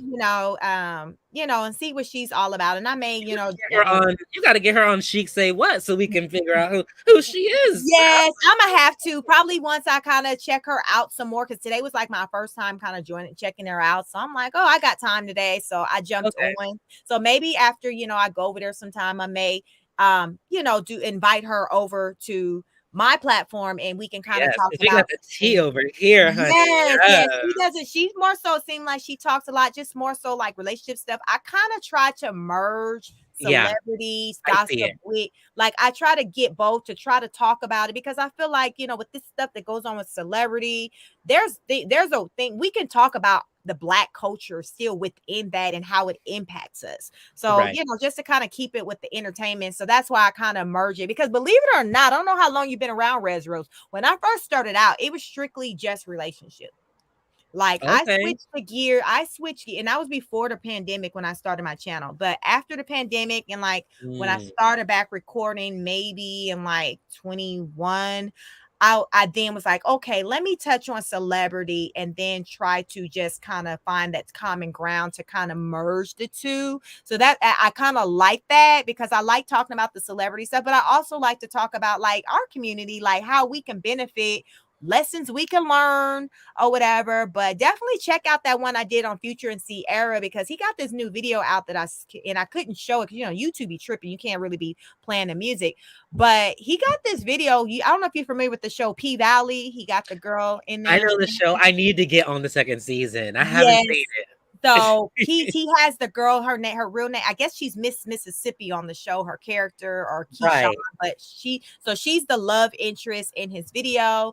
But look Okay. up Future's new song and then check out that video I did. I got the name and stuff in there and some links or whatever. But look at that and just let and see, what's your thoughts on that? As far Oh, as do you feel girl. like okay, he's living in the past. He's like, okay, Sierra, I messed up. I've grown and I feel like, I Well, understand. listen, it doesn't matter, Future, because you fucked it up there, sir. Right. She has moved Right. on to a Right. bigger and better bag. Yep. I'm She sh- has. do She you has. think Russell makes more than Future, or do you think they're about the same? I would say he makes more, but Future, let's look this up because let me see what's Russell Wilson's network. Because Wilson. it's like, Future, you after you left Sierra, you have this history of getting women pregnant. Like even Right. before her Yep. too. It's just like, It's sir. so funny in the comments on the shade room when they about that Oh, post of the video. They were like, sis, please leave whatever you got I with know. you. Don't Please be the nice baby don't. mama. It was so funny. They were like, "Leave it on set, sis. Yes, Do yes, not, yes. do not, do not go." It was hilarious. You got to check that video out. So let me see. What is it Okay. saying? It's saying he's worth 135 million. I Ooh, don't think we're gonna look up Future, but I don't see him. damn. And Yes, he fine too. Got the light skin, curly hair. Listen, right. Yes. Sierra did win. So Future. So let's see what Future's Future network rapper Future. See what his network is because I don't think it. I mean, he ain't broke, but I don't see him looking like Russell. Let me see what they saying. He on his way. Well, this was in 2017, saying Hmm. 23 million. So he's under 100 for sure. Oh, 40 okay. So million. Okay, I see something Future, talking sit about your 40 ass million. Yes, see 40 million. So that's Russell Wilson tax money. So listen, he got enough to pay. That's taxes for the Wilson. So he got girl. enough to take care of all them kids he got, but his money definitely don't look like Russell's, which I'm sure where a lot of the hate was coming from. But Mm, now I think he's like Puffy, where Puffy was on stage giving shout outs to Cassie when she's somebody's whole wife. I equated to that. Like, sir, like the sit down somewhere. These women are married now. You didn't appreciate, and that's why I say go yeah. where you're celebrated. Cassie, Sierra, they went where they were celebrated and appreciated.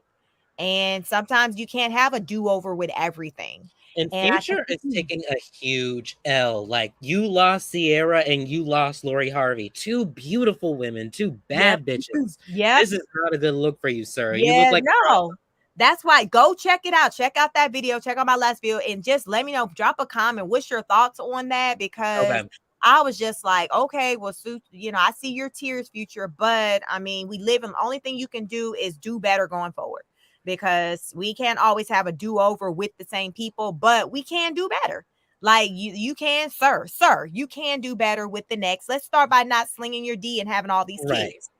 Let's start there. Maybe consider a vasectomy. Yes, that's a consideration. And with you making 40 million, you can definitely afford it. You can afford it. So I said, listen, I said what I said in my Nene Leaks voice. I said what I said. And That's what I do over here. I definitely appreciate you coming up today. I know that last time you weren't available, and I'm glad, Reg Rose, you was able to come up because it's been a pleasure chit-chatting with Yes, thank you. you. Thank Yes, you. I always like to hear your perspective, and anybody else who check this out, please like, share, subscribe. I just want to get into things, and I just want to start hearing more from the people. Like, how do we really feel about this stuff that's going down in these streets, in the celebrity world, the YouTube world, like everything. And I can't wait for Reg to come back and drop all that Hollywood tea because I know he's gonna Wait, be Sheik, known. Sheik, do we have time for one more story? Sure, go ahead. What you got? Okay, because I want to get into this T-Pain tea. Okay. Because he mentioned Chris Brown having the princess complex. And Yes. I feel we've been talking about, colorism and, light skinned men versus dark skinned men. And I feel like it is a little bit of that in with T-Pain expressing his opinion. Yes. What do you think? What did you think I anything of I that? Like, did. I mean, I feel like I don't feel like T-Pain was hating on him, but I think T-Pain was pointing out the obvious that many people think when it comes to just light skin versus dark skin, period. It is no lie. Everybody knows light skinned people tend to get more favorable treatment, whether that's a male or female. I talked to my husband about it. He's a whole light skinned male. Light skinned male seems less intimidating. They're less intimidating. Think about it. You always hear about, the tall, dark black man, the big black man. right, But when right. it's somebody's light skin, you don't really hear about fear and light skin being put in the same sentence. Just like with Okay. the black woman, the darker skinned woman, she's the more aggressive one, Right, right. they gotta watch kind of their tone more. Whereas the light skinned person is always the one that's looked at to be the more subtle one and things like that. So I feel like T-Pain would project basically to me, I think that he was saying some things that he's felt about light-skinned people, period, Yes, life. yes. And Uh-huh. Chris Brown it was just an opportunity for him to call it what it is. Because I'm sure T-Pain has been passed over by people who didn't look like him, and he knew his skill and his talent was better. Just like women, and I Mm-hmm. think this was a time where he was able to express that because something happened to a light-skinned person that wasn't necessarily favorable. So he felt like, well, this is a time for me to talk about, basically, I call it light-skin privilege. This was the time for me to talk about light-skin privilege and call it out. Now, Right. now I don't see how him and Chris Brown, after that type of interview, would still be good together, because I would imagine, Chris Brown would, be in his feelings about T-Pain referencing him a whole man and princess all in the same sentence. Right, I don't right. know what man would be good with that, but I think at that time T-Pain really didn't care, because he like, hell, you ain't been trying to hit me up about no work. So what do I My have? thing, like, I hear what you're saying, and Mhm. I think T-Pain said a lot of profound things in that interview. He talked about, his music or whatever, or how Chris Brown may think because he's pretty, or people have told him because he's pretty, that he just expects his album sales to be through the roof, right? Mhm. But T-Pain is given, like, okay, he's giving the stereotype of the jealous dark skin. Because Yes. let's Mhm. look at them. Like, if we look at them optically, you got Chris Brown, who is light skinned and really handsome, and then you Yes. got T-Pain, who is very, very dark Yes. skinned Yes. and not considered the most Right. attractive dark skinned man. Like, he is not a Morris Chestnut, not a No. Denzel, Right. none Right. of that. You know what I'm Right. saying? And he, to me, he looks like a jealous girl. Like, he's jealous that Chris Brown is a bad bitch. That's literally what he's jealous of. He's literally saying, you think you pretty, that's why your album sales coming up. Like, it's like, I don't know. It was this interview that T-Pain did came off very I feminine think, to me. yes. I mean, I'll say this. All of what T-Pain said, I don't feel like it was necessary per se, where it was just something where he had to come out and speak on like that. I Right. think T-Pain seized the moment to finally say what he's been feeling for a long time. Right. And Right. when Chris Brown came out and opened up the Pandora's box to talk about not being happy about his sales, T-Pain seized the opportunity to speak on something. Had Chris Brown not come out first speaking and saying something that was negative pertaining to what was going on with him, T-Pain wouldn't have said nothing. But he used that as a reason. Well, Chris the one put it out there that his sales are down. I just want to bring context to it. I think low key there is jealousy because I think it is what it is. A lot of dark skinned men and a dark skinned women are jealous of the lighter complexion person, but it's the way society has kind of put us against one another. Right, The light right, skin person, the way the society has put us against one another is that they put the light skin on a pedestal. So right. therefore, it creates havoc in the family when one person is being favored over the other. Hmm. T-Pain, as I said earlier in this live, he's not that guy when you're talking. You don't say handsome and T-Pain all in the Yep. same sentence. You don't even say it in the same paragraph. You just, when you talk about T-Pain, it's strictly on whether you're here for his music and talents or you're not. It's Right. strictly the focus is on what he can do, what his craft is. With Chris Brown, is many different conversations you can have about him. You can talk about his craft. You can talk about his looks. You can talk about his, Hmm. his light skin. There's so many things that you can touch on. Whereas with T-Pain, no, it's always just going to be strictly about his music. And T-Pain knows that, but I think T-Pain feels like, okay, like a woman. It's not fair that me as a dark-skinned black man, a chunky black man, I Hmm. can't still get by just off of my sex appeal or my looks. That it has to Right, simply be about my work. It's almost like the black person gets the white person. They always say the black person got to work 10 times harder than a white person.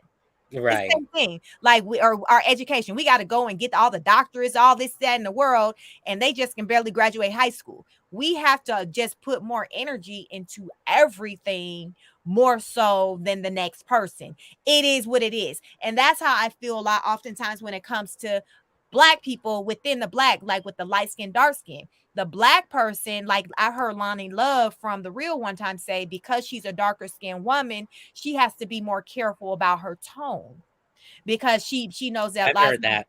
dark skinned woman and then she's a bigger woman, they have Yeah. the perception of being more aggressive. So she has to be cognizant on her tone. Like, whereas say you have a light skinned person, or say you got Amanda Seals. Amanda Seals ain't running around being conscious of her tone, and then she wearing that whole afro. But you take Lonnie Love, somebody gonna Yeah. take more Yeah. heat with how she delivers something or what she says, say before Amanda Seals. And it's strictly based off of how they look, their physical. So I just think that T-Pain he's been in his feelings about it. He's not the only one. He is entitled to his feelings, but at the same time, sir, you're a man. Mhm. You're a man. So I don't feel like it was necessary for him to have said all that. I don't think that was necessary at all. I think it was just a low-key jab because he don't appreciate that his talents have not been celebrated at the level of a Chris Brown. Mhm. So he's willing to go viral by calling out or making certain comments. Because at this point, he's like, I don't care. I ain't got no music out anyway, right? No, for real. And I feel We like learned this that. isn't I feel like this is not the first time T-Pain has recently came out and spoke up about like colorism. I feel like a lot of these darker skinned I feel like well I feel like a lot of these darker skinned rappers specifically are now starting to come out. I don't know, because Wale came out like a few years ago talking about the colorism in the rap community or something. And this is Wale. Like Yeah, he's an attractive dark right. skinned I man, but think so. he's not like a heartthrob, I'll say. But Right. Yes. Right. it's Right. still like it's interesting how, It colorism is. is so real, and now Yes. the It's men are kind of horrible. being vocal about it. Like even Yep. we talked about that NBA draft with the light skinned Yep. boys. It's like I feel like we've got to fucking address our issues Yes, in the it's community. so real, like you said. That's how you know it's that real to where even men are talking about. Because for a long time, men didn't talk about it. It's almost like they acted like Mhm. it didn't exist. Yep. But Yep. now, when they're seeing that it's affecting them and their bag, and it's not just the woman, it's just like, well, damn, I see. But at the same time, will these men ever acknowledge it on the level like women do? Because these same men who are complaining, they probably will date they probably colorist when it comes to their women as well, you know? Right. Because what was that? Wale had he had in his video, who also passes the paper bag test, he had Eddie Murphy's daughter who just got married in that Oh. ceremony with Usher.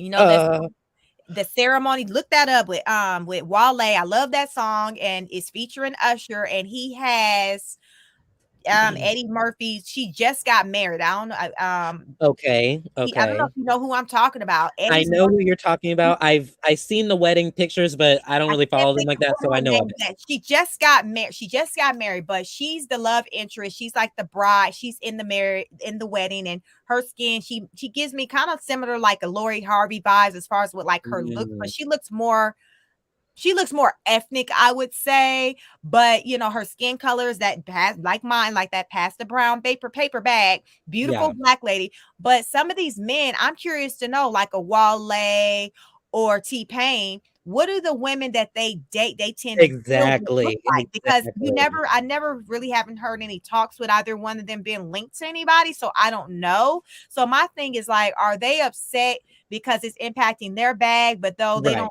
look at her, they don't care about with the woman who's been having this same argument for years, and you exactly, haven't exactly. even doggone damn cared. So I mean, colorism is a real thing.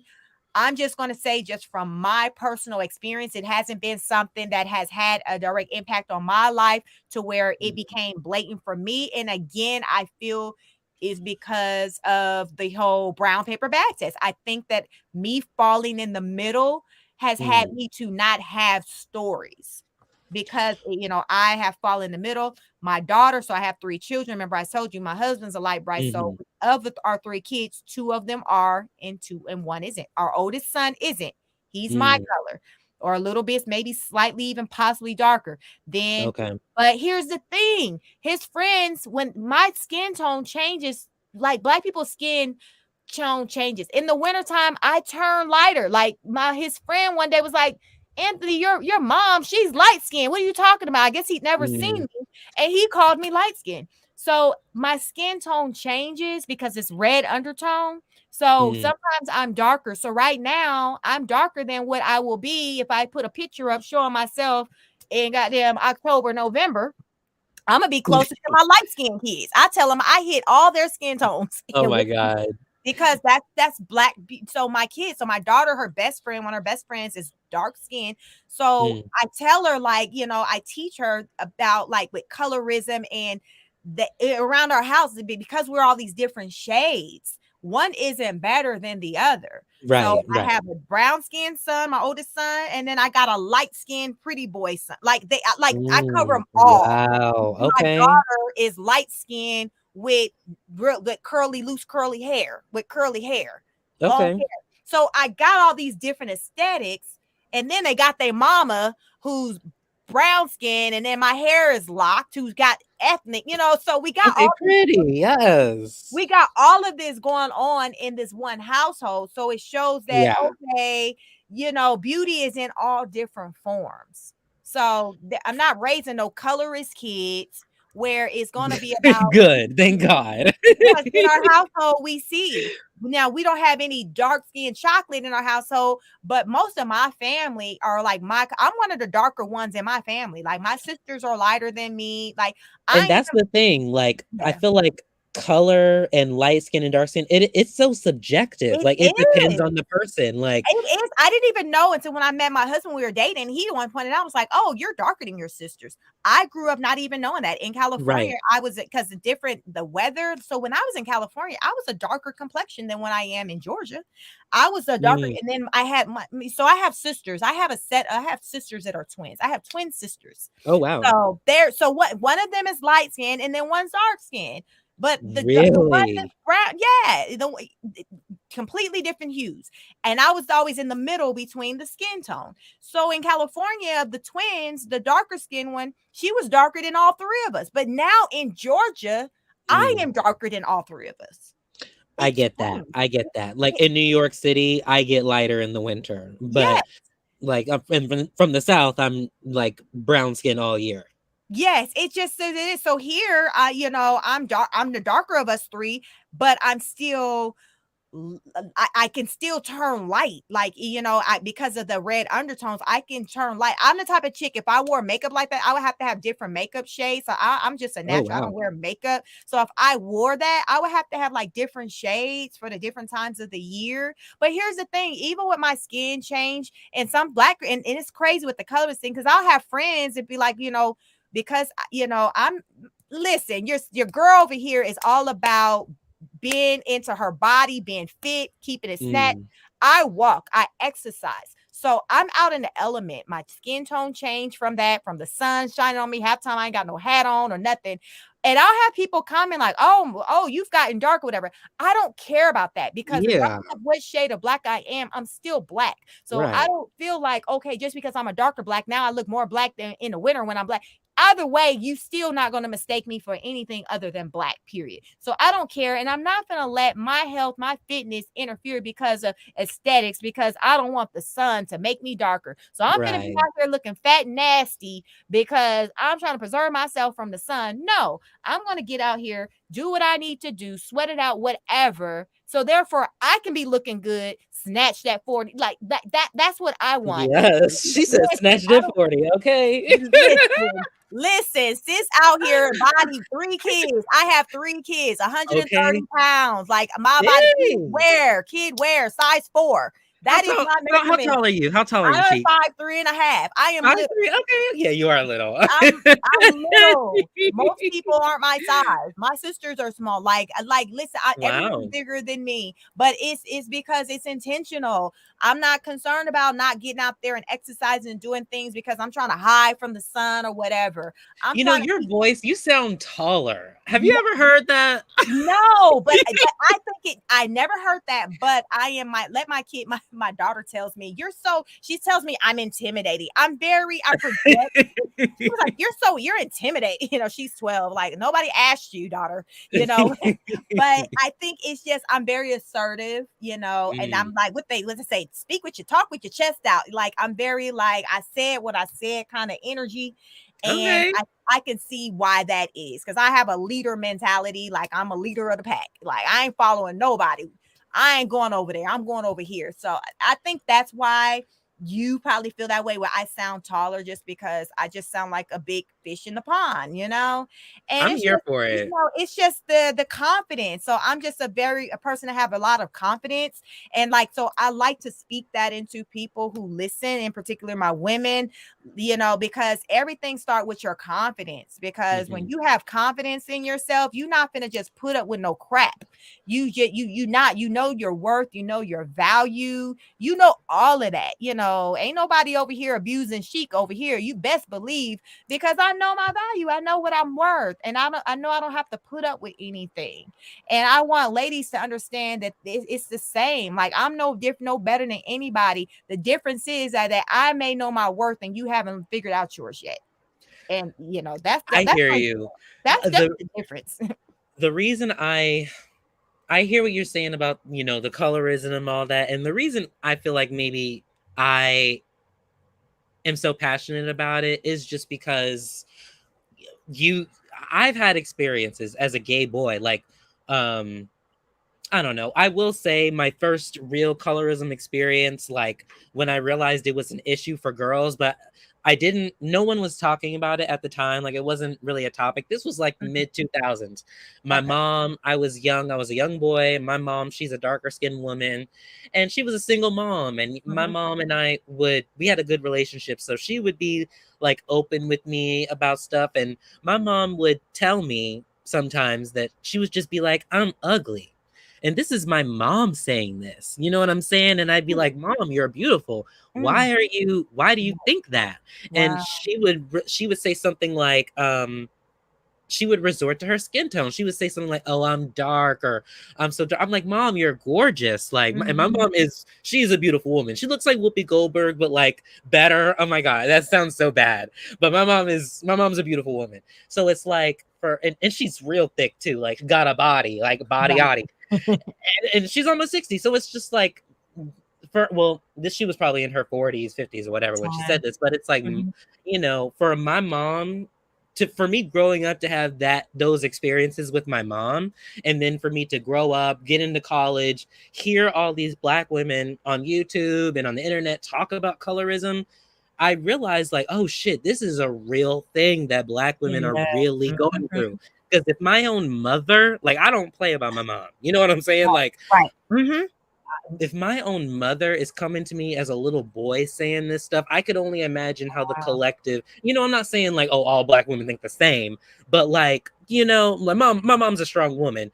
She wouldn't just make that up like out of nowhere. No, I mean, I grew up in California, so I moved to Atlanta and Georgia in '96 when I was like 14. I came here because my mother had gotten a job transfer, but prior to it, growing up anywhere in my family, colorism, like that wasn't a thing that I heard anyone talking about. But my husband has his stories of, when he and his being a light-skinned man. Yes, and his sister's even lighter than him, and he said they would have to fight. Like when they would move into new neighborhoods, it's almost like yes, he was like they would legit have to fight. The kids would just want to fight and challenge him just because of what they look like. It's almost like you earning your stripes, and after they fight, then they would be all good with the kids, and it was stemming from their color. And like within my family, like I said, my family is predominantly girls, so I had like a bunch of girl cousins. It was only a few boys, and when you're going off a skin tone, I was like, they were like my color and lighter. So we didn't have a lot of dark skinned people in my family. But then I later heard, when I became an adult, that my grandma was a color. She didn't like dark skin people. Oh, not your grandmother was a colorist. Yes. Yeah,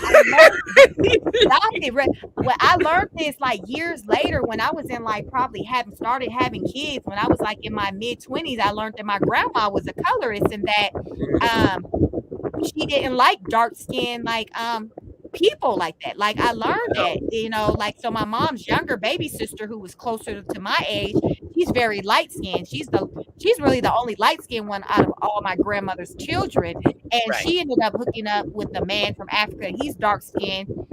And my grandma in the beginning wasn't here for that relationship.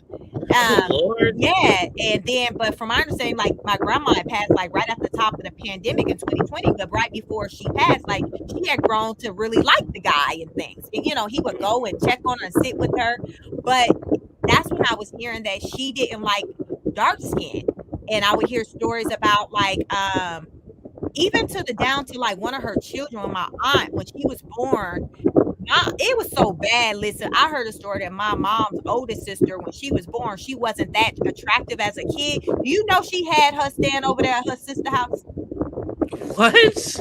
Yes, my grandma, because I don't even know because my aunt's skin tone is lighter than mine now, but she wasn't, my grandma didn't think she was a cute baby or whatever, but yes, she would stand over there at her sister's house, who was a darker complexion than my grandma. Yes. I was like, what the hell? But thinking about my grandma, like what era that was when that was taking place, when that colorism was really high, that's closer to the slavery time, So I'm just glad that I have no memories of when I was growing up where colorism was a thing where like my mom, when she would talk and scold, sometimes like when she would get mad at us, like she would say things about the physical appearance of each of us. Like my sister, like I said, the twin that was darker, she would make a comment pertaining to black. Like if she said something black, she'll put like black. Get your black ass over here yes, or something. Okay. Yes, she would say that. So but I never heard anything dealing with black and stuff like that outside of the home. It was just when she would get upset and she would say that to her. Remember, she was the one darker than everyone else, But then but then as we got older now as an adult, she's lighter now that we're here in Georgia. But that's the only even anything dealing with colorists, just even saying black that I heard was when my mom would say that about my sister. Now, what about when you were like a girl, like growing up? Were the boys ever like, "Oh, you too dark," or did you ever like the boy? Nope, I never heard. Girl? Nope, I never never heard that. Nope, never heard that. Not at all. Have no memory of like even with peers and hearing boys talk about just singling out light skin. Never heard that either. Like it was just colorism, like it just wasn't a thing. Now we knew kids that was in the neighborhood that was light skinned or did look a certain way, but it wasn't in my mind to single them out any different just because of their color. And I think the reason why that was is because as the adults in my life wasn't saying things that singled out people as color. Because a lot of times kids get stuff from the adults, and the adults in my life weren't saying things to single out people because of color. So I didn't have a mindset to do it myself. And then, like I said, me being brown and most of the people in my family being my color or lighter, I think that was the whole paper bag thing, where maybe that's too why I didn't hear or have any issues because of the spectrum that I fell on. I didn't know color is thing that even in high school here in Georgia, like I didn't know that was like a whole real thing really until like in my 20s or when I met my husband and he would tell his stories, or I would talk to my mom and, and she talk about her stories because she's closer to his age, than I am. And I'm like, wow, like I can't relate. I don't have any stories. I don't have any stories. I mean, I think it's a good thing I didn't have to deal with that, but I understand those and I'm sensitive to those who did. And that's why I talk to my kids, especially my daughter, since she's a girl.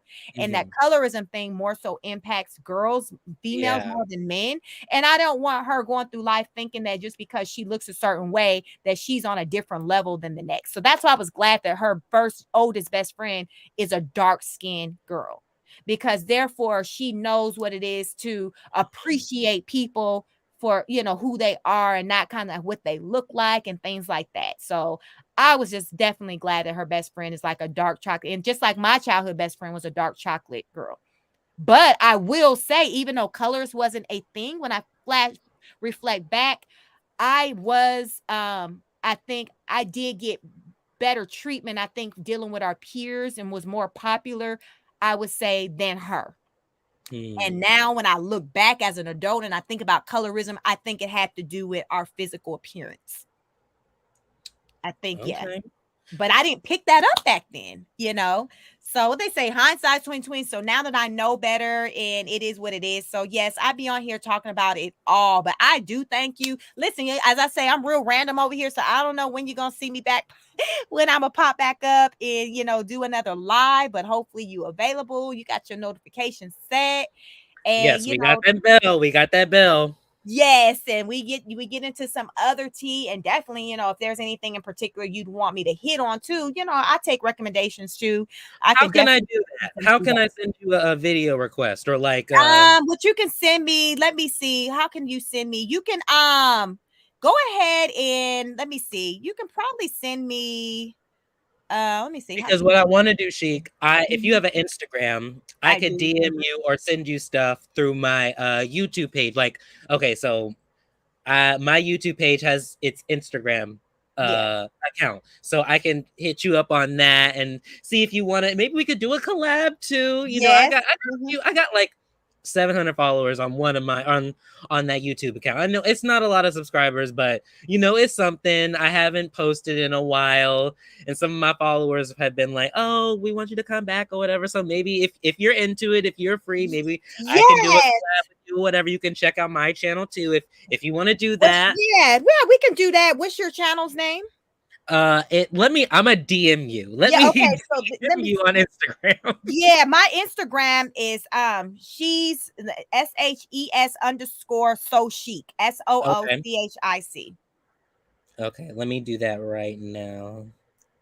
Yeah, but we can definitely, because I said I want to do that more with trying to collaborate with people and just engage more, because it makes it more interactive and things like that, because I want to hear other people's like point of views and stuff like that, and just see, how, minds can have a meeting of the minds, basically.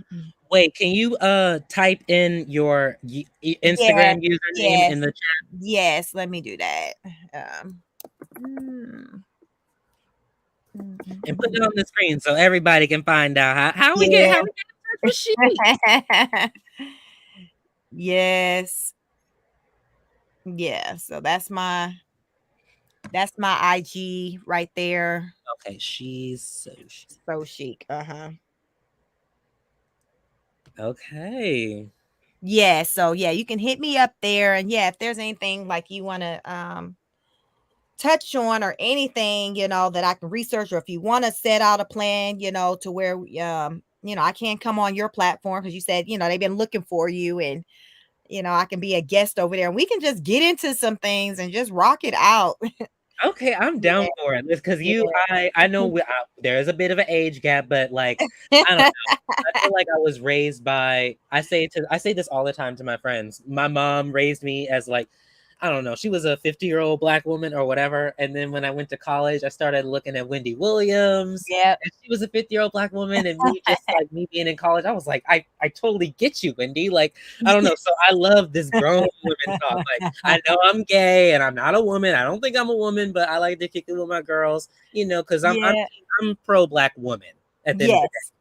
Yes, and that's a good thing because we need more, black women need more supporters and just men in general who are just day. for Right. the black woman and not about tearing us down, and even black women that's about building one another up. So like that's what, this is more of an uplifting channel. I'm not about tearing nobody down. It's just like, hey, let's just come together and have the conversation.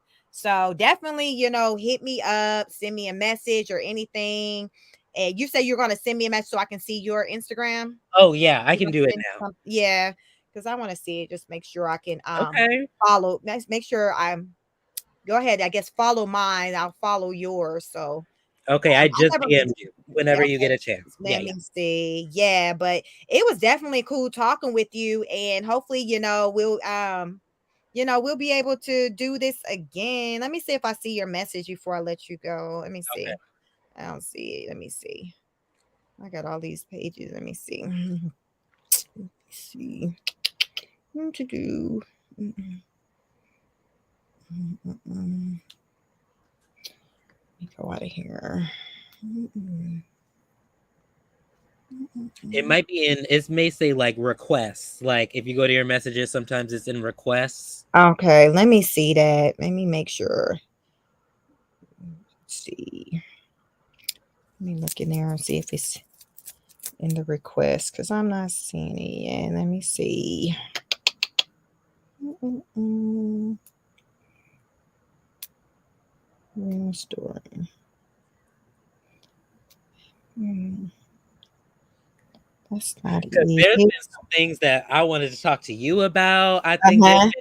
there's been these men online talking about like, oh, if the reason your guys are on the down low is because women won't let their guy be sexually free and stuff. And I'm like, you know what? This needs some grown woman talk.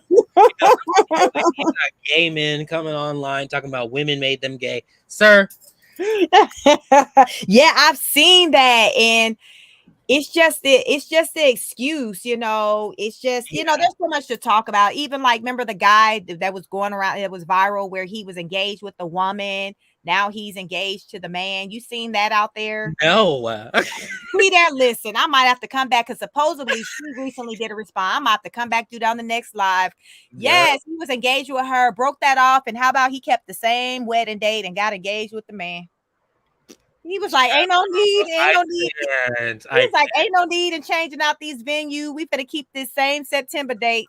like I'm like, sir, you must have been gay this whole time. Why would you go Yes, he women was through all of that? supposedly, and that's something we can get into. That would be definitely a good one that we can even, with talking about. Right, right. With getting into that one.